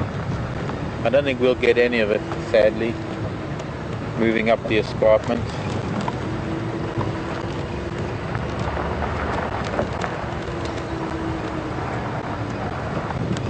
Range of mountains in the west, that is the north-south range. Where it is here, it's the Drakensberg Mountains, a very big range of mountains. And the weather does to kind of follow the mountains.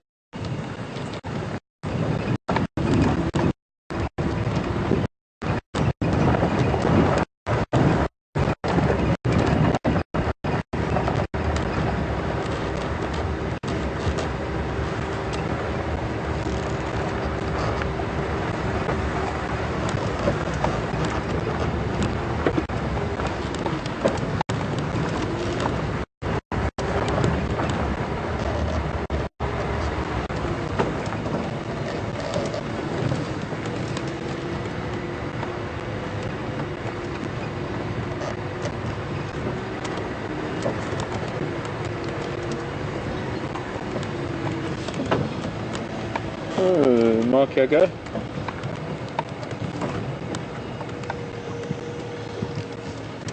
And yet, I've only just started. I'm on Twin Dams Road now. I'm going to start following up on him now.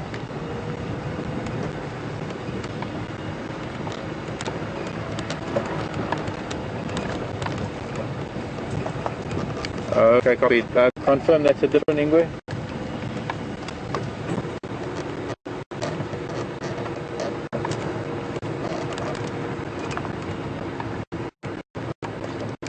Which Lele was it?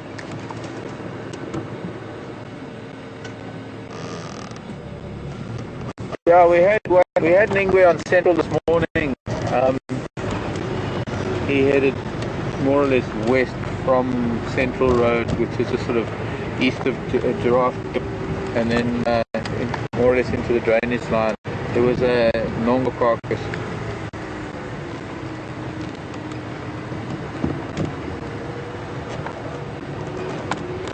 Yeah, I'm just thinking if I can find where he came out, maybe still in the drainage line, but I don't know about that thing way up on Impala Plains.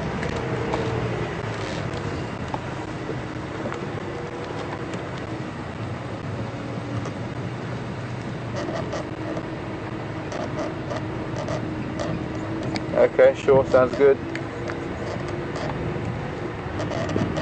Another leopard up on Impala Plains, Zoe's roadway. or tracks at least, not necessarily the leopard.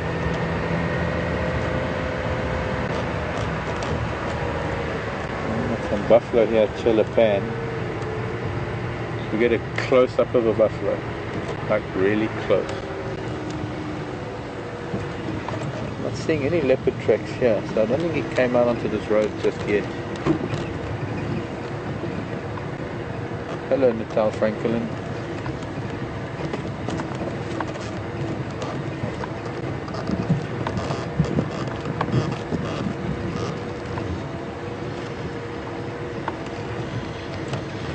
This is a little pan we call Chelapan, and we've had some amazing times here. In fact, that buffalo that is sitting behind that little jackalberry tree,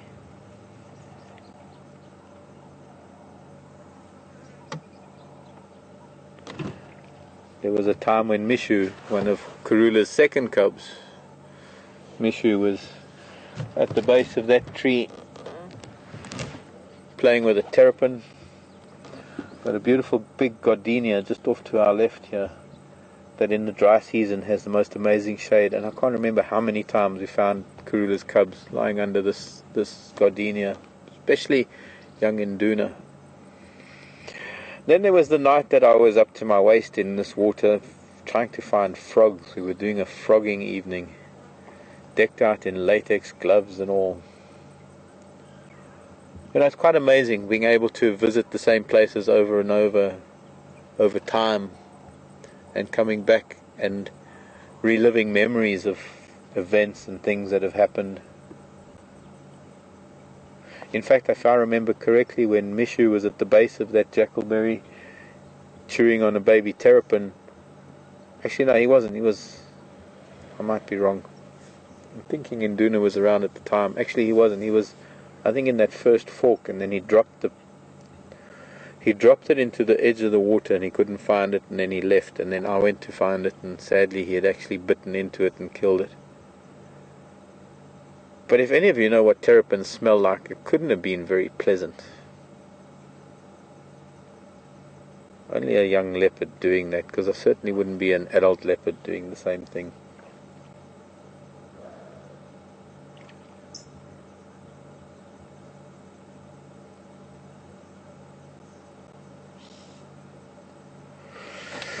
Okay.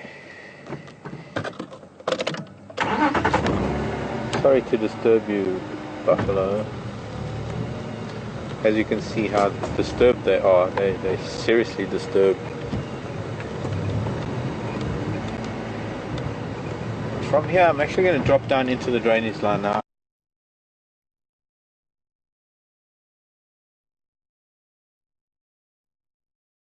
And so I think it's quite fitting to go down there and maybe have a look around. Fairly cool afternoon. He could be hiding under any one of these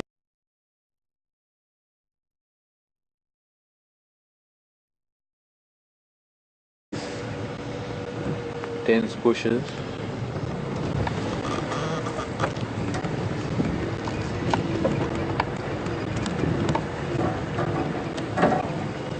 Hello, gardenia.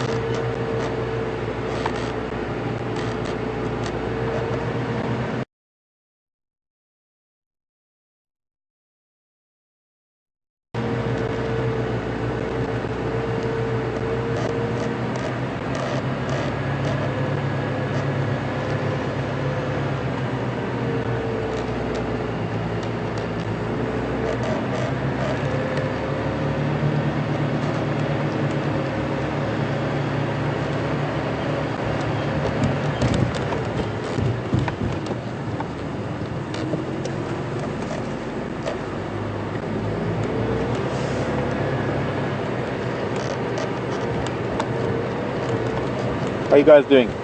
Good. Brian and Andrew on the back. Has the sun made an appearance today? Really? It's snuck in. It snuck in. Okay. The sun will always appear. Very It will. Opportune or inopportune? an opportune moment. Opportune moment. Okay.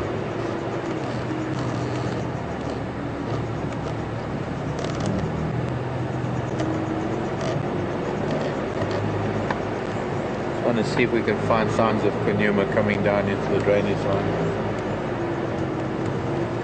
I think I'm just going to walk down this little arm just to check. Fresh quickly.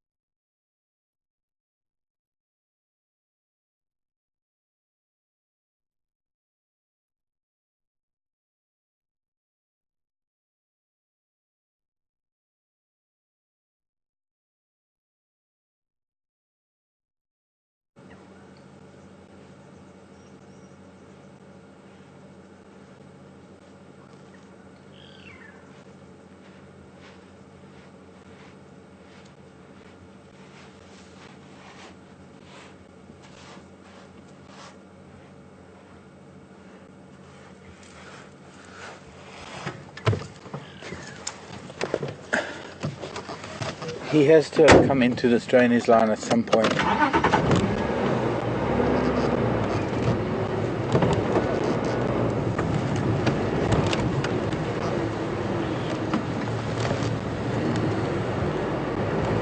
Nothing there. Just signs of buffalo.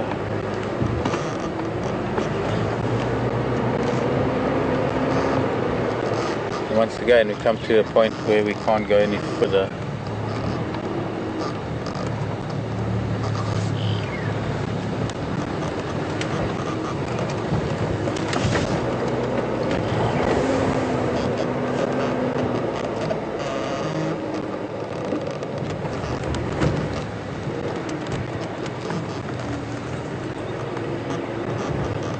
We used to get further before this tree fell over.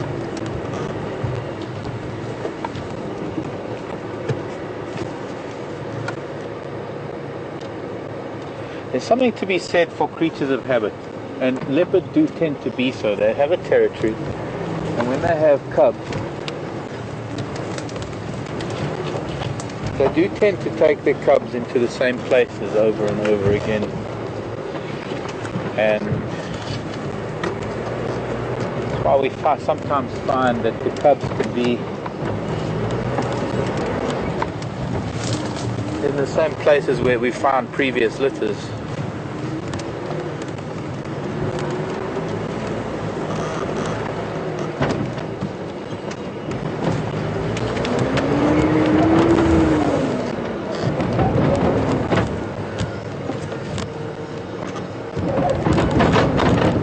Now he's stuck.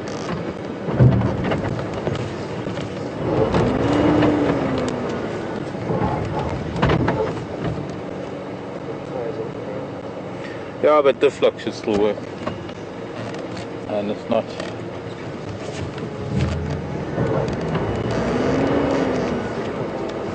Yeah, okay, I'm just gonna have to fix something here.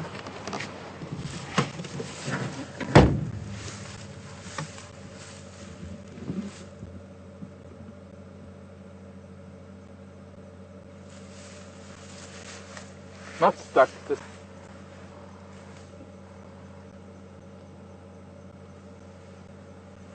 Just have to move. What's happened is we just had an odd angle that we're not getting any track.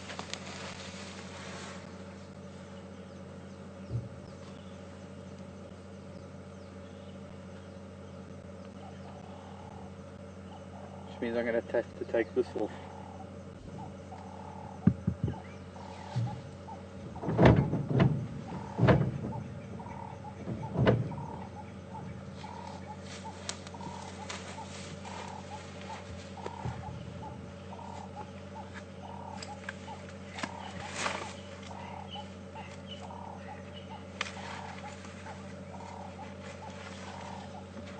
I don't think it'll help, but it can try. It might.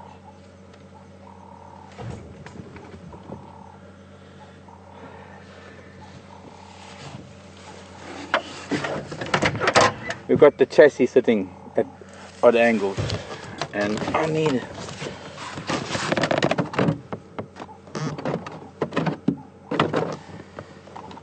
one of these. Only take a few moments. Bear with me. Oh, so 19. We don't have a 19 with us, do we? No. Huh. Probably not.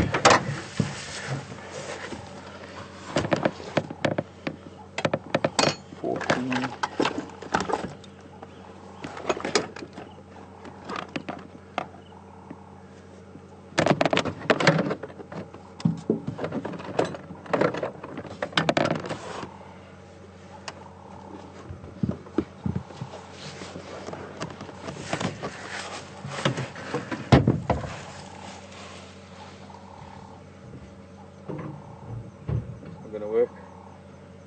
It's about a 23. Okay, so we just have to try and rock it at the moment.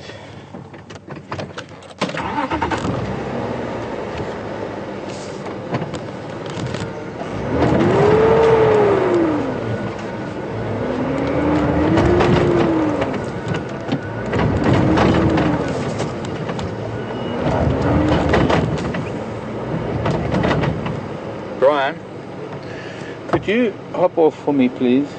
And while I'm trying to go forward, if you could just stand to the side and pop this tree trunk underneath this tire that's spinning. Because even though I've got the flock, I'm just sitting in a really awkward angle. Been here 100 times and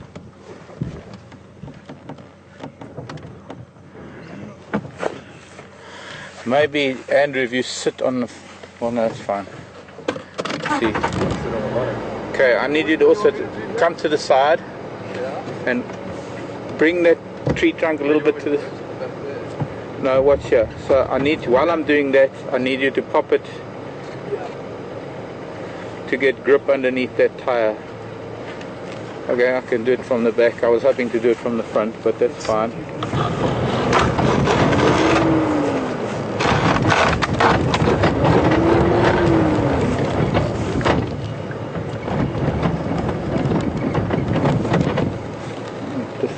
isn't helping much.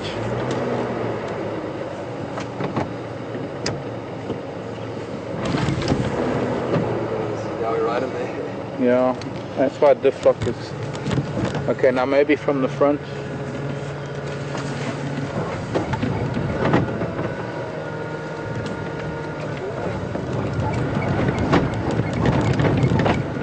Almost.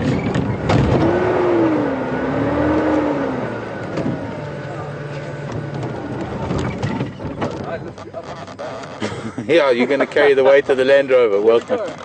I was going to give you enough speed.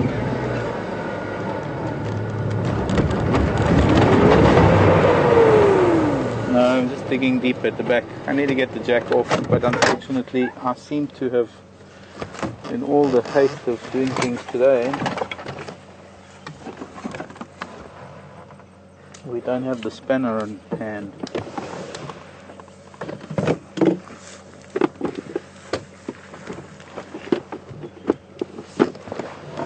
The right one.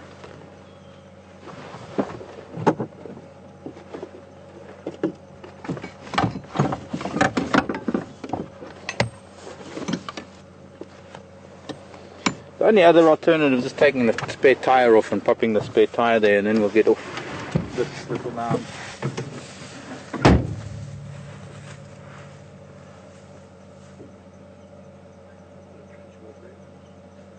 Yeah, unfortunately though, I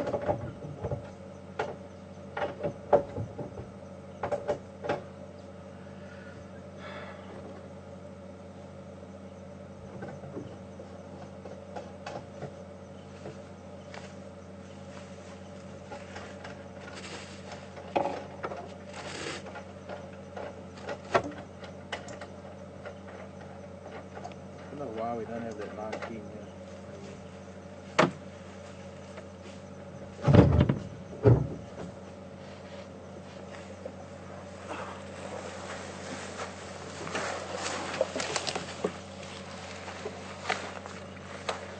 Okay, how are we going to do this?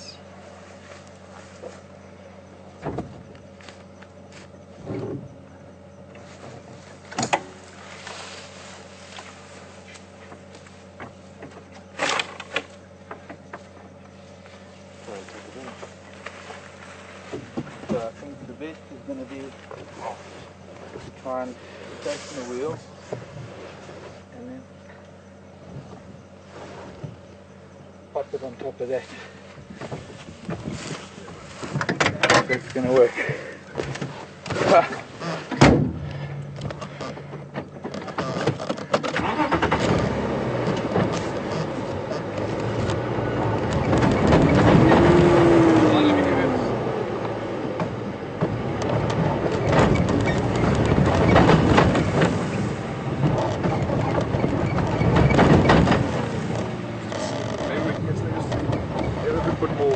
On the front. Yeah, sit on the front. Bounce. Bounce it. Yeah, that's better.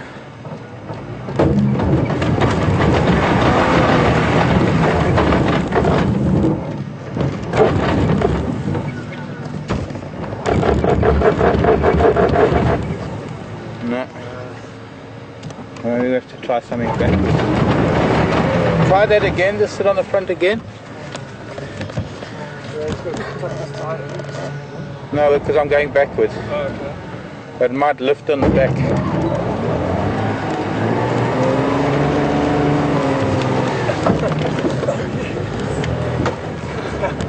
There you go, a bit of weight does the trick.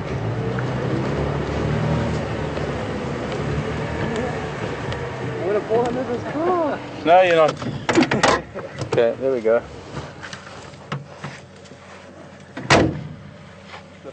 Yeah. Well, no, wait, let's think of maybe that guy.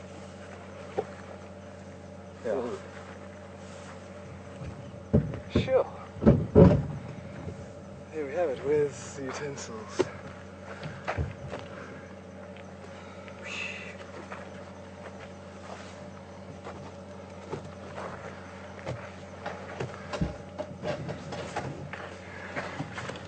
Where's that spanner? Oh, yeah. Real spanner. Yeah. Oh, there you go. There. Cool.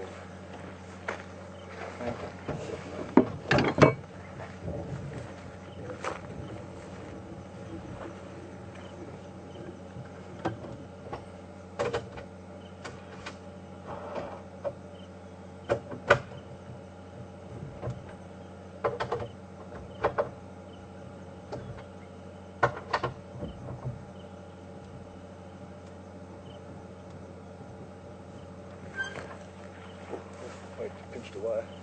Really? Yeah, you have to undo that. Hope it's not severed. No, it won't be severed.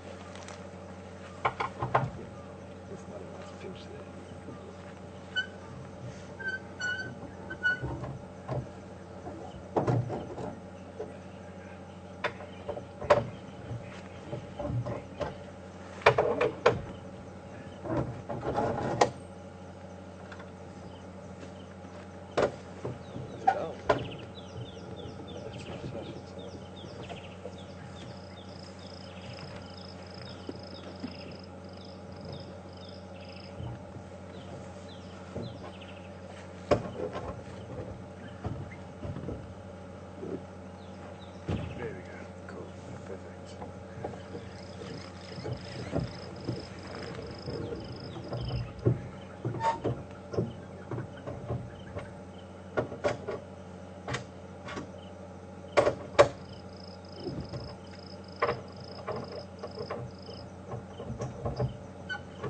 Okay. Yes, nothing like a little bit of excitement.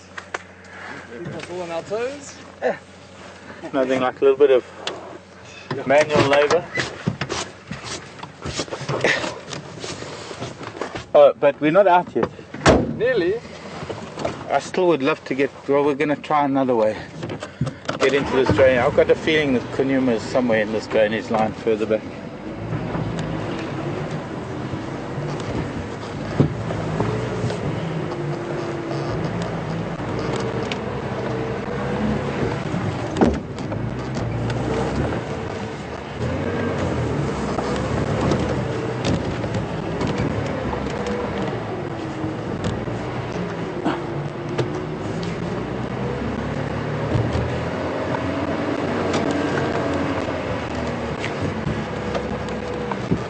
No sign of his tracks here.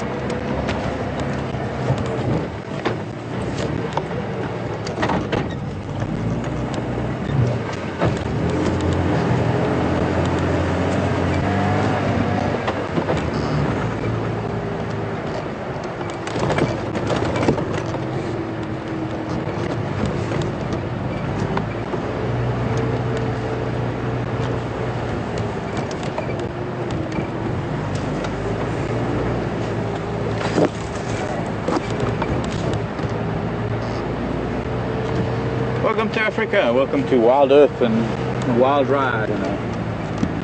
Unforeseen circumstances. See, we just got to do whatever we can to do whatever we can. Where should we go? I think I still want to try and check this drainage line, so let's get back out onto Twin Dams Road. We'll try and drop back into the drainage line further on from that little hiccup. More or less where we came out of it earlier today after we'd been following him. It's been a fairly hot day. I'm guessing that he would probably maybe laid up in the drainage line for the rest of the day. Oh, I better put my earphone in. Pete, said anything?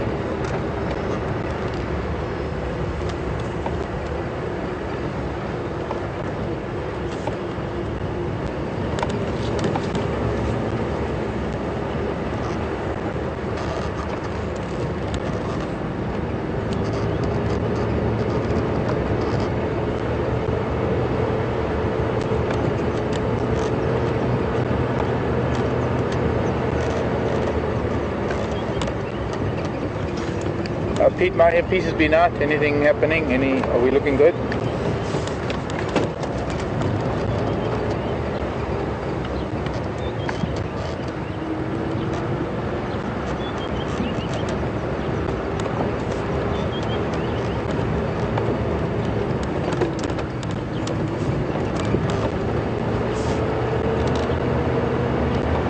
Yeah, I'm just not sure what I can say.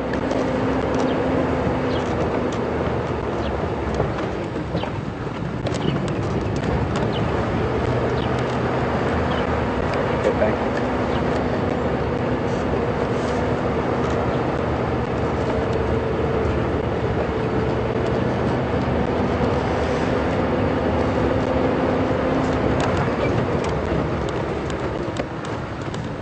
That big cloud that was hanging over the west is actually moving a little bit closer, and we don't often get rain in coming from the west, but that actually might just stretch over this way after 5 this evening. It'll be interesting to see if it does. So just a couple of things. Well, now that we're sort of on hard ground and we're out of the sand, I don't think we left anything behind, did we? No.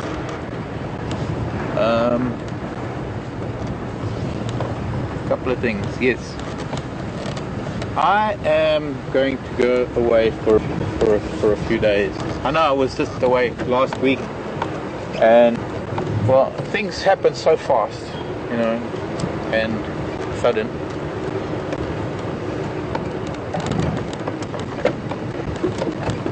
Looking back, if we'd known what we knew last week, probably wouldn't have done what I did. But I have to go away again. But that's because I've got to take a couple of days off. Last week episode wasn't days off. That was some serious stuff I had to deal with, and hoping to get a little bit of time off. And well, I know that some of you are going to be quite pleased with the fact that there's a investment here who's been sought after for some time, especially since she missed out on Thorny Bush, and she's been so busy with the leopards. And Ton in Netherlands, I think, got a hint of things because Ton was asking after Tara. But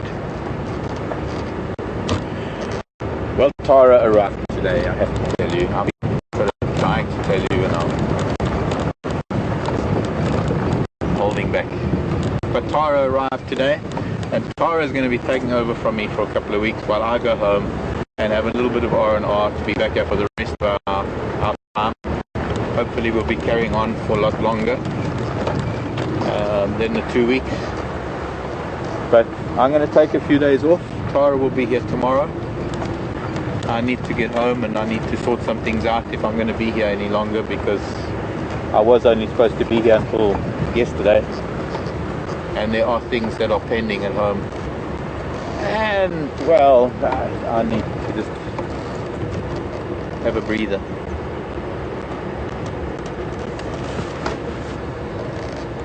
And I know that you're all going to enjoy the fact that Tara is here and she's going to be taking over and she's going to be catching leopards for you.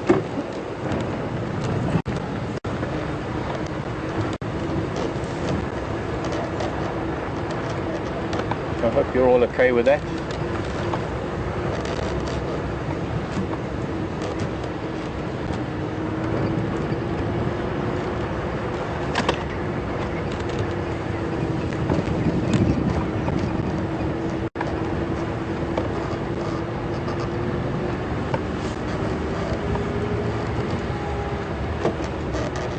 Go in here. This is an entry place that we can get in.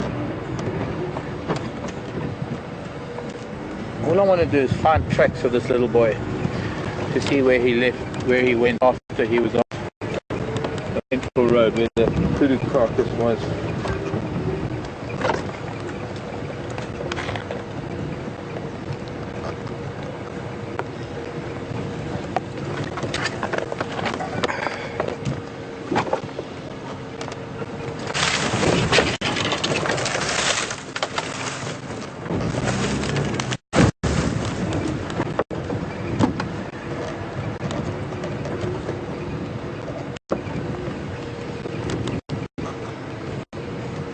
Wati River. We're going to look for a leopard who is Karula's son from her fourth litter. His name is Kunyuma. This is who we found this morning. Now I don't think we quite cleared up who it was that we saw this morning, in that we weren't really sure. I'm still not 100% sure with these cats who's who, because I don't see them often enough, and I don't get time to really study them when we're watching them, because there's so much going on when we are with a leopard sighting, and I suppose I should by now. It's been a lot different in the past, having grown up, or rather having watched them grow up, like Misha and Duna. There he is, young Kunyuma. So bad, and I hope he's not going too far. We've got to get back down here to watch him. But a lot of viewers are saying that they just want to confirm that it is Kunyuma that we saw down. Go and watch him. But a lot of viewers are saying that they just want to confirm that it is Kunyuma that we saw this morning, and not his brother, the quarantine male. Of course, now we've got to do a little bit of maneuvering to be able to get the phone. I'm going to have to move a log, and I hope I'm not going to disturb him by doing so.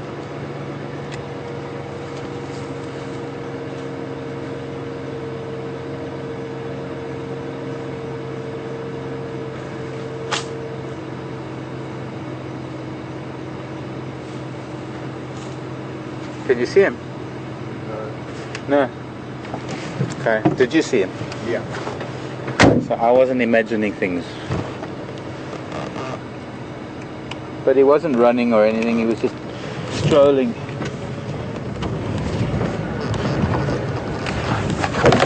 Oh.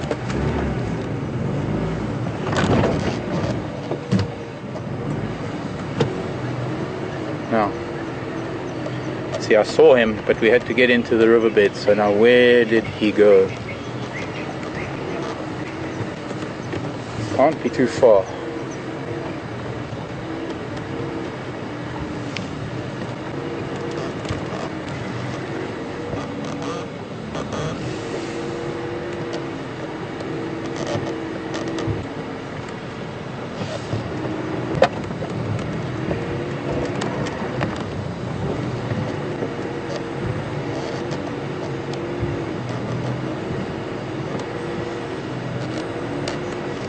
This is so weird. I mean, he was strolling, he wasn't even walking fast. He was just... Oh, there. Oh, sorry, boy. Well, you hide behind these reeds, I can't see you. I'm sorry. I really am. And of course, quite often what happens is I'm looking a little bit further away from right in front of us, and he was very deep in these sedge grasses. I just have to do my duty here quickly, because there are guys that have been looking.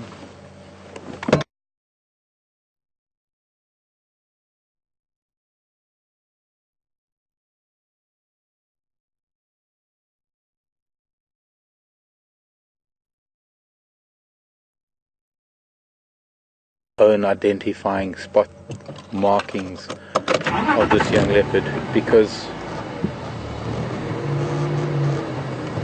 much the same way that I used to do it with Mission in Duna, everybody has their own things that they look at when they're looking at a cat. And he's lying down again, which means that that's what I'm going to do. We'll try and get out here onto the bank, very deep behind those sedge grasses where he is lying. And I'm thinking that maybe this morning we just got here a little bit earlier than he did. I don't know if we're going to get to, maybe you can just get a view of him from here. Yeah? Might have to just move camera a little bit. Is that good? No. The best we can do at the moment. Clouds are moving in, temperature's dropping, he might start moving. It's been a pretty hot day. The other alternative is, if that's not so good, let's go, let's try and get up. A few centimeters backwards, maybe like 30.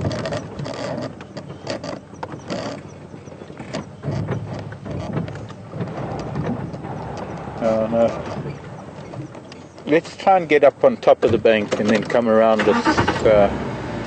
this little baby leadwood that's in front of us.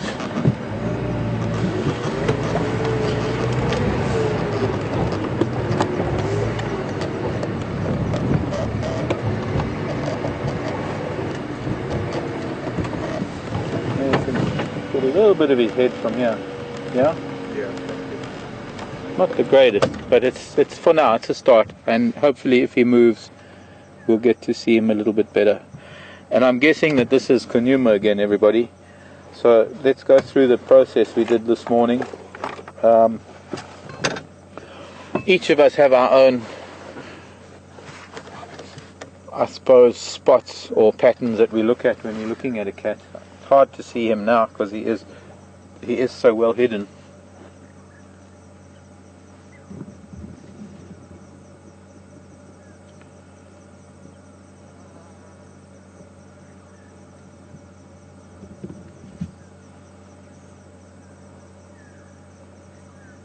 I suppose for now that ring of 4 spots above his left eye would be a good marker.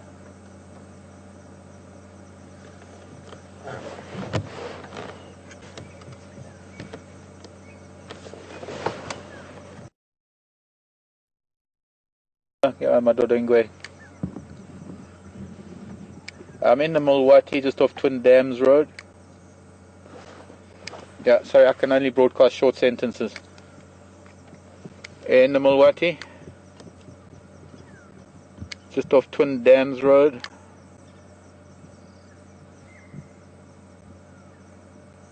Probably about 100, 200 meters north of Chelapan.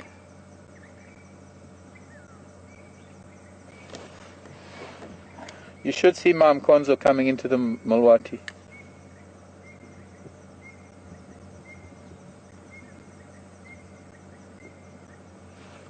Yeah, affirmative, takes.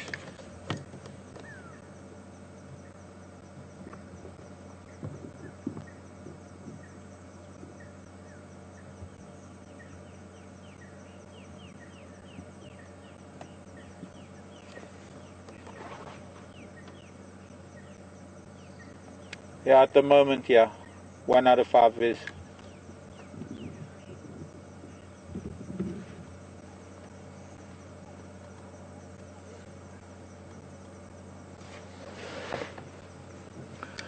There's an old track that comes down to the Mulwati from... This radio is killing me.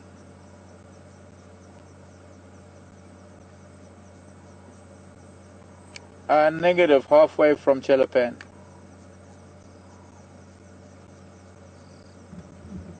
Yeah, firm. You'll see Mam Konzo turning in.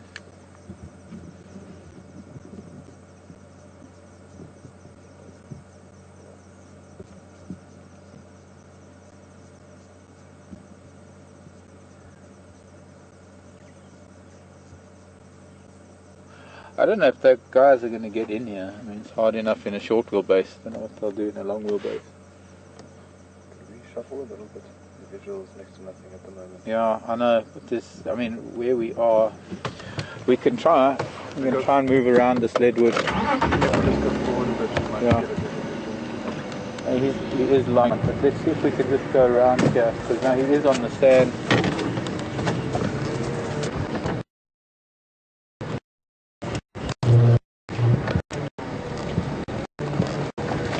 Yeah, it's not going to be 0. I think it was good where we were.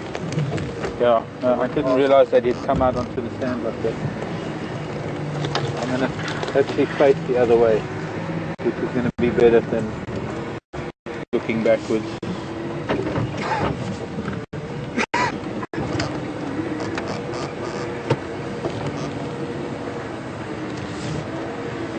Best is actually back in the riverbed now that he's moved a little.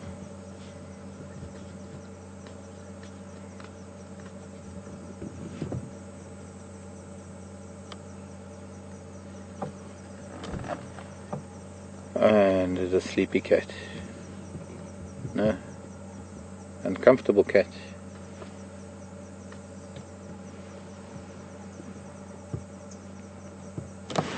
I'm going to move again.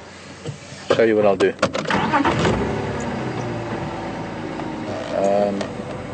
This is a piece of dead wattle here that probably easily break off being wattle.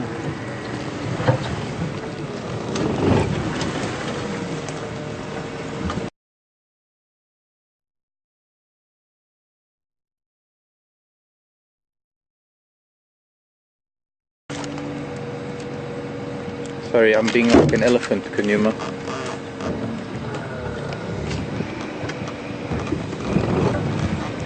Can you see him? Yeah. Okay, I don't want to go any further.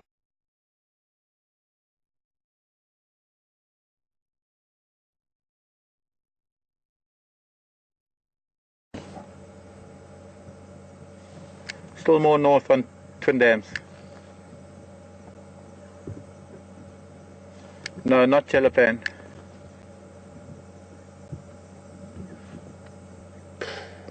Sleepy cat.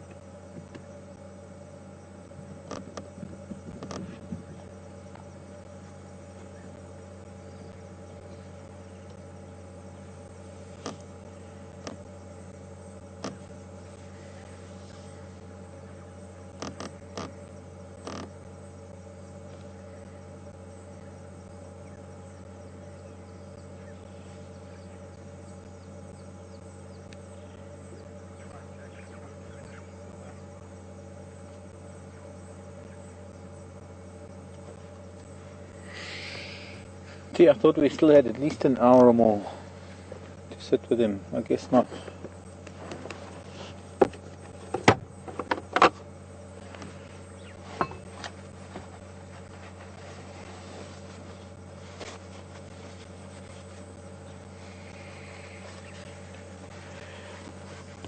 It might be my imagination, but he's looking a little bit fuller than he was this morning. I don't know, maybe he did find some more of that carcass that the hyena might have left behind. I can only speculate what might have transpired in that. We learned that there was a kudu that had died off the Central Road last night or yesterday afternoon. We learned that the carcass was whole, that when they found it there were no signs of predation on it, and that excuse me a second, go ahead. It's going to be difficult. Head south on Twin Dams from Gurry Dam.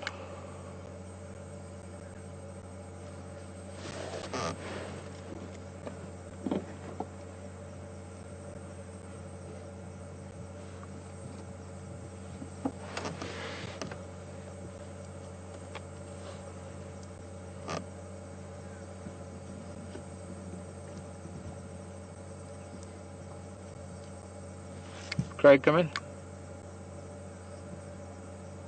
Where are you now?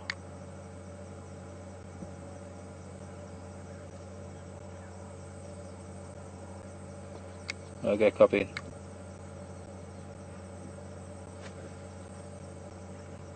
I think I can hear vehicles.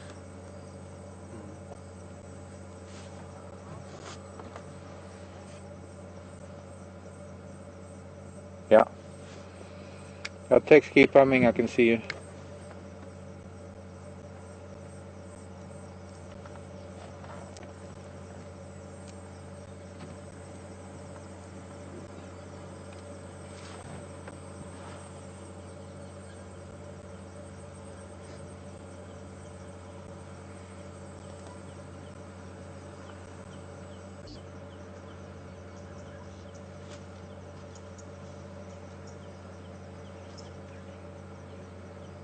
I'll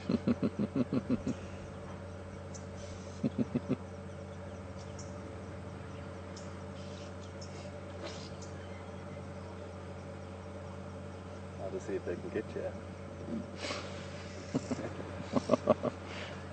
There's not.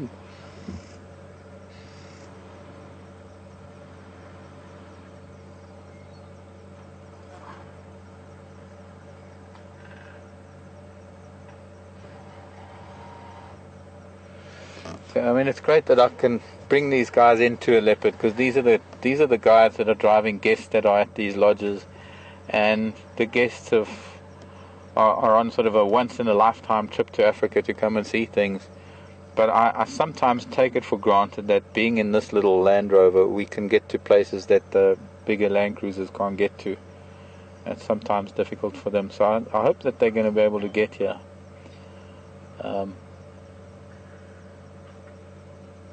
Otherwise, they're going to be taking spare tires off and putting them under tires, and but I'm sure it'll be fine.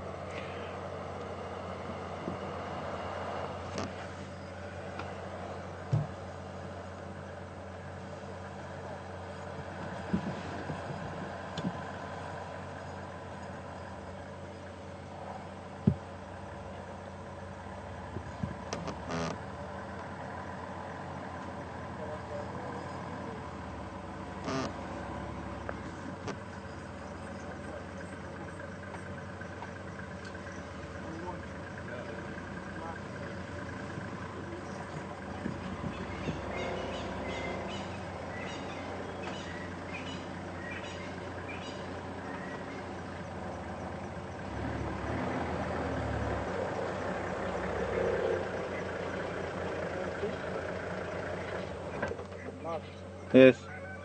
You guys must remember that you got a small Mapimpa Mover. No. Don't call No. us for long mover. No. That's a Land Rover. That's a Land Cruiser. So you must think about that. Okay. Sorry, Put a Tech. Land Cruiser in away from Land Rover. Sorry, Tech. I don't make Toyotas.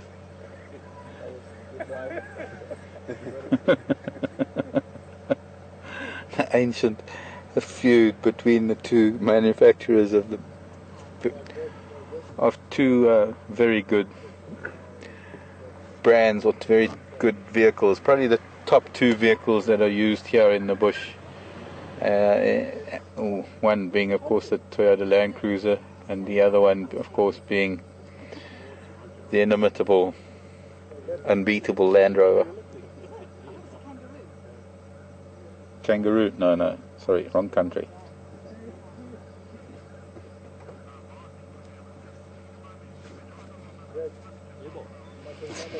It wasn't stuck, Pete. Pete's telling me I must remind him which one was stuck half, and I wasn't stuck, Pete. I was just at an awkward angle that we just needed to redistribute the weight. We were just temporarily delayed. Yeah, we were just waylaid, delayed. It was just a temporary thing. I didn't need to call.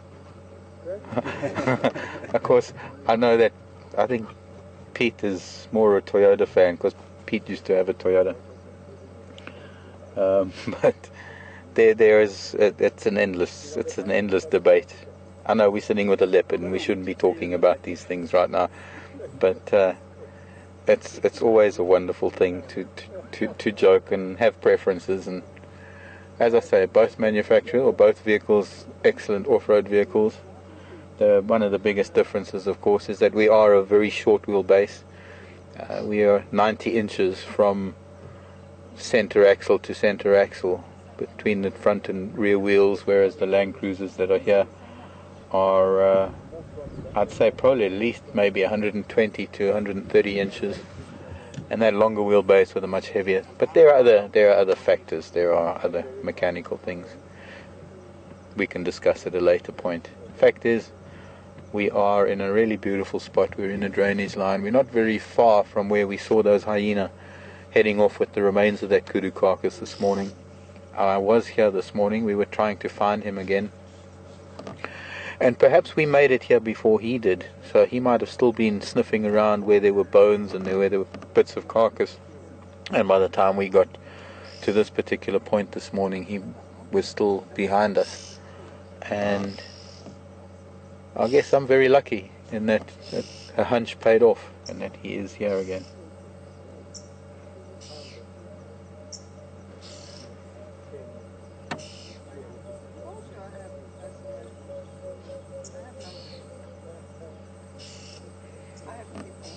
You can hear oxpeckers. I guess they might be coming home to roost. There are a bunch of dead trees here that no doubt have holes in that might be oxpecker nesting spots.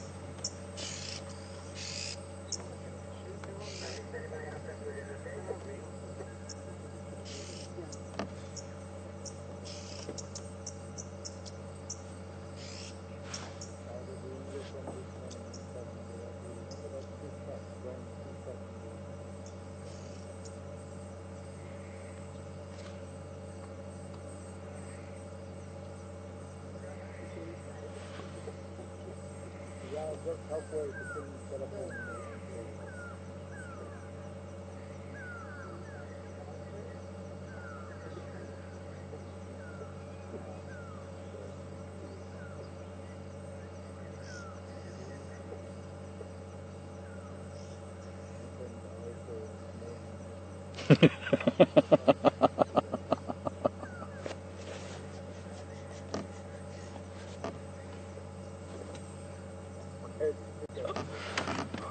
Protagonista.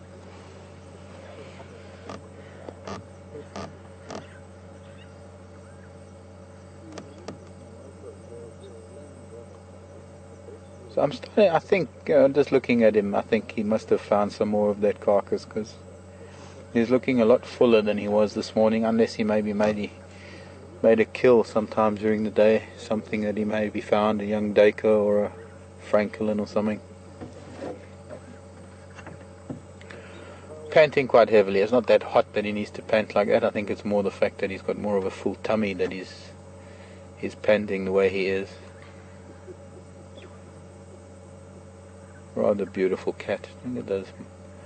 That you can just almost want to bury your face in that tummy or at least your hand. You won't have much of an arm left or a face left if you did, but can't help but wanting to do it.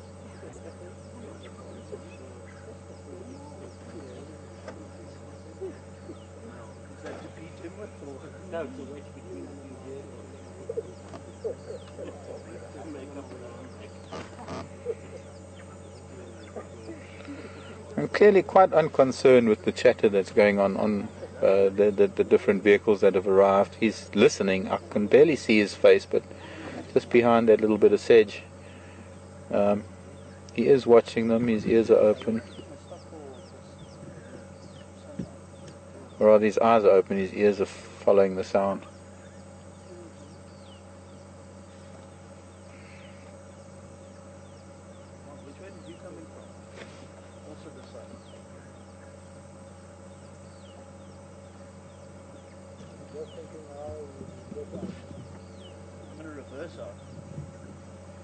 I'll pull you both out. At the same time. I've also got the Land Rover, so I'm with you. Well, won't be the first time. I wasn't involved in that. Just for the record. Even got the guests involved in the Land Rover Land Cruiser dispute. Not fitting conversation for a leopard sighting, but when we do have a leopard that isn't really that concerned with all this chatter that's going on, I suppose there's a bit of excitement, there's a lot of adrenaline amongst us people. It's been a hot afternoon, and I'm sure it's really great for the guests to get a glimpse of a leopard. Gentlemen, thank you.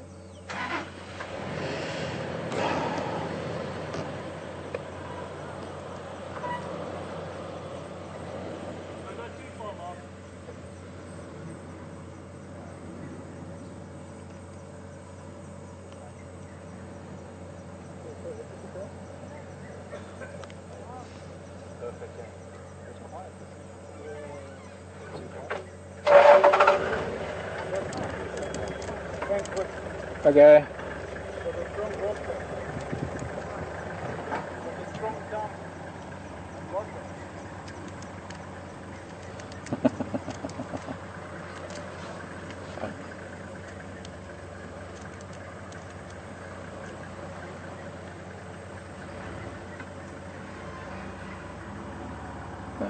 Craig's doing.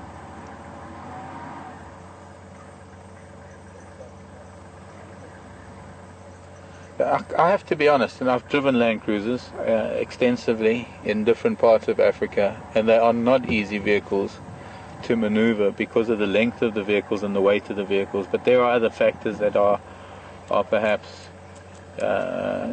involved in it, and to some degree it's the length and the weight of the vehicles, but also the suspension and the fact that they don't have what we have in this vehicle is called a diff lock, a differential lock, which makes a huge difference in trying to maneuver through awkward situations.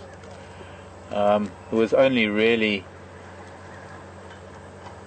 that one moment about an hour ago when we were temporarily waylaid in some soft sand because the articulation of the vehicle was awkward, that the diff lock wasn't even working. But generally what it is that when one wheel isn't getting traction, diff lock gives traction to the other wheel.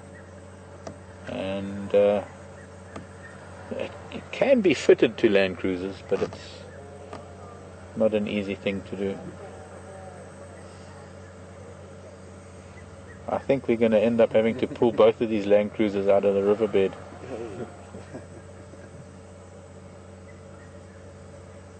With the leopard.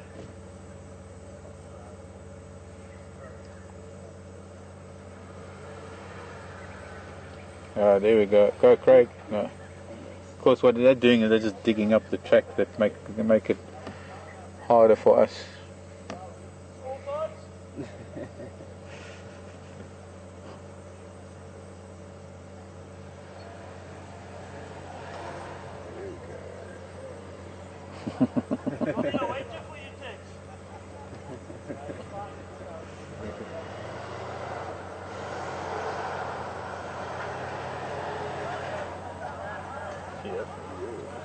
Well, it's excitement at least for them. Cat's not even blinking an eye with all the noise. Bye everybody. Thank you.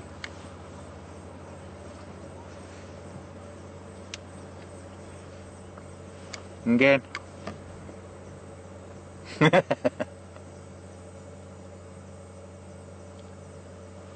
I can go out to Central.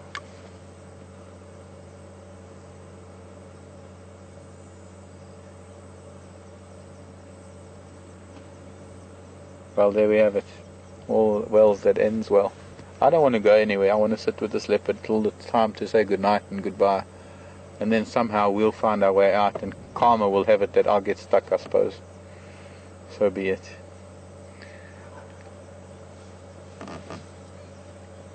Pleasure, Craig. Find me a cheetah tomorrow, please.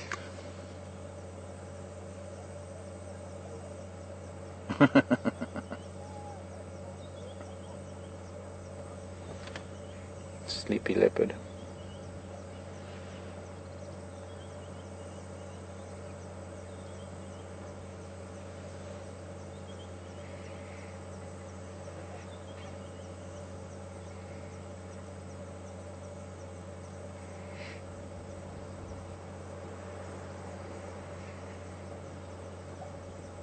It's not often that we get so much excitement at a leopard sighting, I have to be honest. Normally everybody's very quiet and very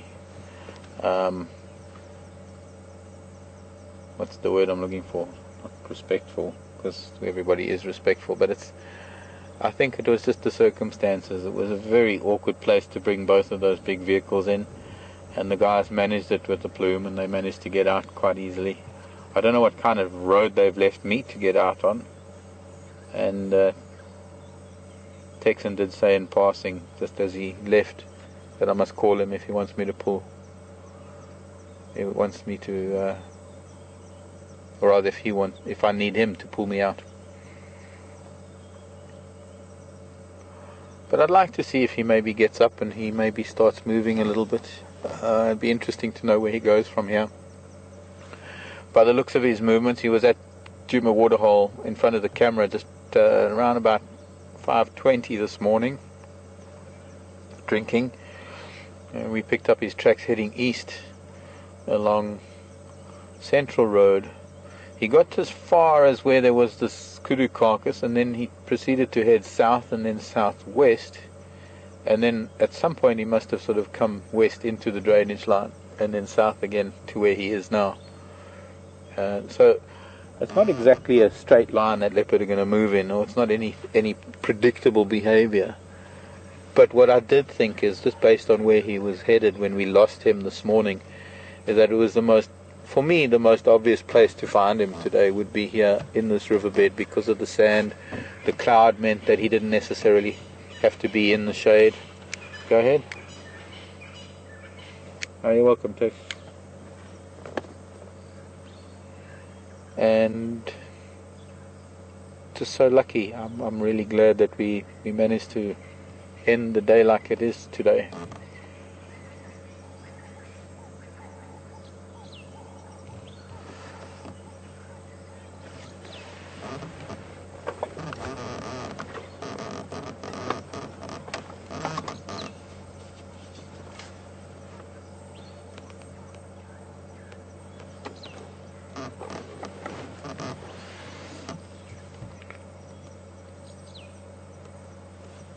It is quite a round leopard. Yeah?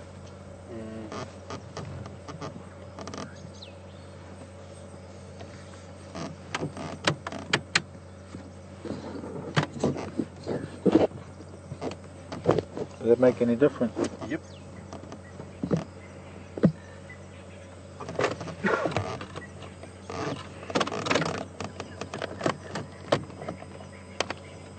How about that? I can get it to stick. Better than that. Or that. That's better. Just yellow. Otherwise it's too white. But it can put some light because he's facing away from us. And looking at the way he's lying now, I'm seeing how really round he's looking. I mean, he must have had a lot more to eat than he did this morning. And from what I could tell this morning, there was only a shoulder blade. When we eventually caught up with him, where he had been lying and feeding was exactly where I'd seen a shoulder blade as we went in to look at those hyena. And the shoulder blade did have some meat on it, but it by no means is going to fill him up the way that he seems to be full now. And of course a whole day's worth of sleeping and probably toileting would have digested some stuff. So somehow he must have found something else, if not the remains of that carcass, maybe the spinal column. Or maybe he managed to catch something else, bushbuck or a... Of course we will never know, unless he gets up now. We can follow him for the last few minutes.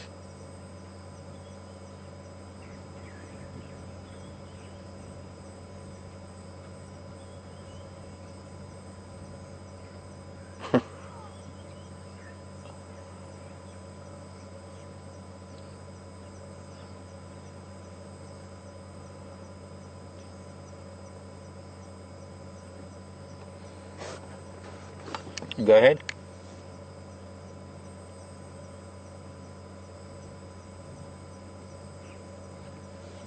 Yeah, you're welcome. I'm going to be leaving shortly. Okay, copy.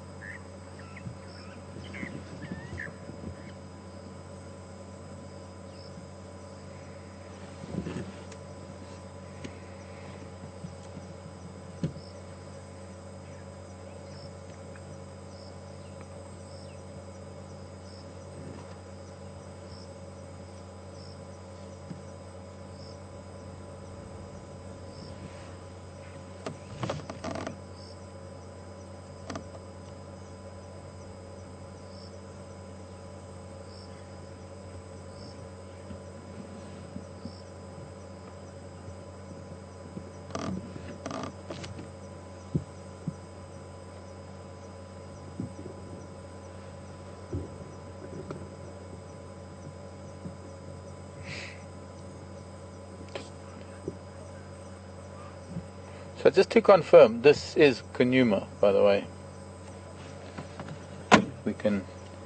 If we can get an okay from any of our viewers. Let's see, what else can I find on him? Hardly see his head. Tara's going to have fun meeting these new kids on the block. I hope you're going to have fun with Tara. I'm sure you will, those of you who were with us on our drives back in 2010, 2011. And have maybe kept up with Tara's project, Tara and Will, the leopard project. Little with this light switch again.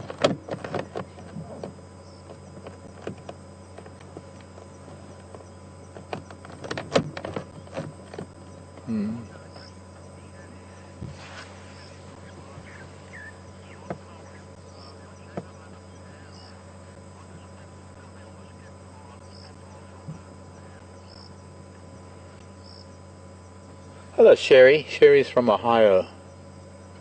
Was asking, if you shave a leopard's hair, would the spots be on the skin, or are the spots only on the hair, the color of the hair themselves? You know, Sherry, I've never really thought of that. But I would imagine that you would find the markings on the skin as well as the hair. But it's been a long time since I last shaved a leopard, so I can't really remember. Only kidding, never shaved a leopard before. You know, Sherry, I really don't know. It's kind of, in a way, kind of like the zebra question, white on black, black on white, but at least with the zebra we know that it is mostly sort of a black skin with white hairs, or the white markings are just that. So maybe the leopard underneath all of that is actually just one single color.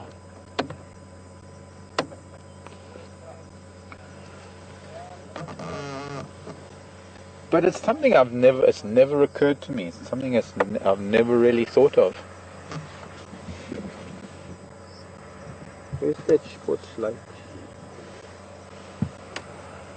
It was here somewhere. Maybe under your... Okay, I'm sure they'll be able to see.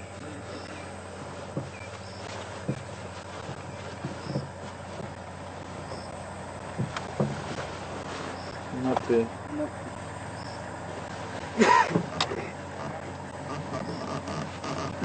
Somewhere here.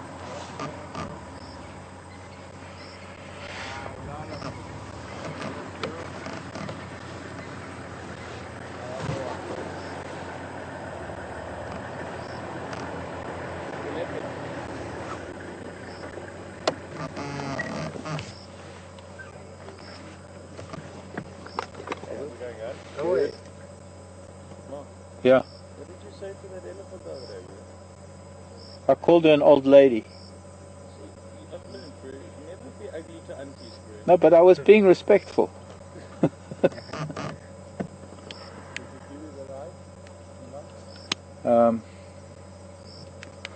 Okay, so what I'm going to do, we're going to try and find our way out of here if we can, get past the vehicle, but kind of getting that time of the day when we need to be back out on the road before it's too dark.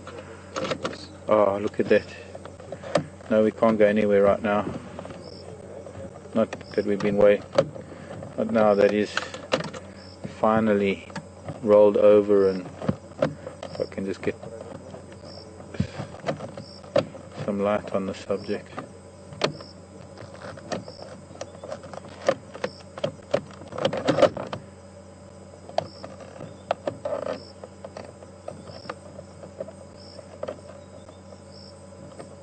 Not working this time.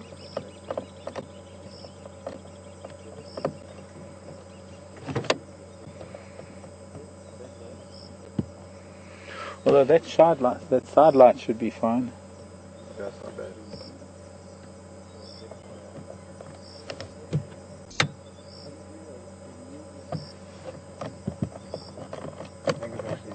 better without that side light on there. Yeah, Yeah.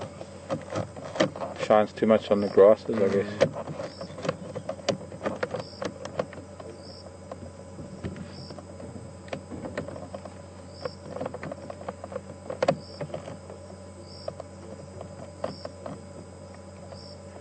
I thought he might get up, but clearly he's not. Okay, let's start making our way out. And hopefully we'll find his tracks out on Twin Dam Road sometime tomorrow. And maybe he'll be heading back towards Treehouse Dam.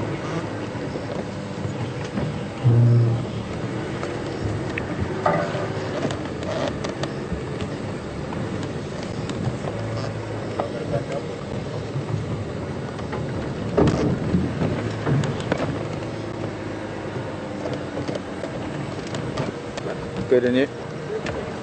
Good. Good one, guys.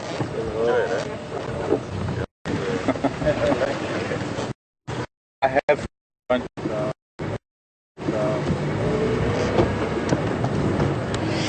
So,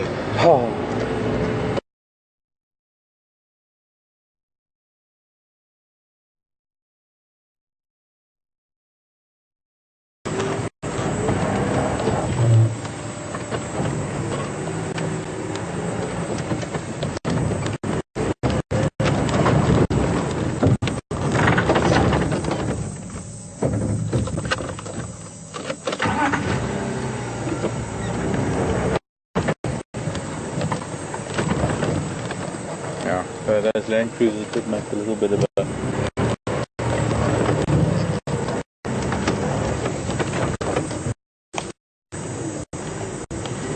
a mess of a road.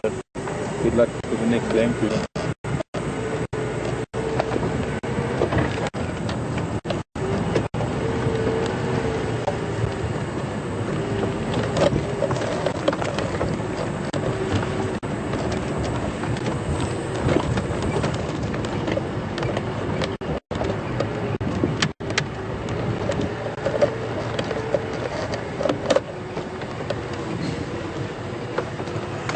Thank you very much for joining us. Glad you had a bit of fun with us. I hope you did. At any rate, I hope you're going to join us again tomorrow. It's about... let's go that way. 6 o'clock South African time. That we'll be seeing you in the morning. My name is Mark. I've had Andrew and Brian on camera. Andrew's going to be debuting on camera pretty soon. I think he's good to go, I think so. Next 5 might find a solo actor on the vehicle. Yep. And Pete is going to be in final control for at least another few days so we can sort things out there. So we do have a crew starting, and great to have Tara back for a bit. Unfortunately, my biggest regret, of course, is I've not spent too much time with Tara because I've got to go home while Tara's here. But I'm glad that Tara is going to be filling in, and you'll probably be seeing a lot more of the cats while she's here, because I'm sure they're going to come out, especially Karula. Karula will probably hear that Tara's back, and Karula will be back like a shot.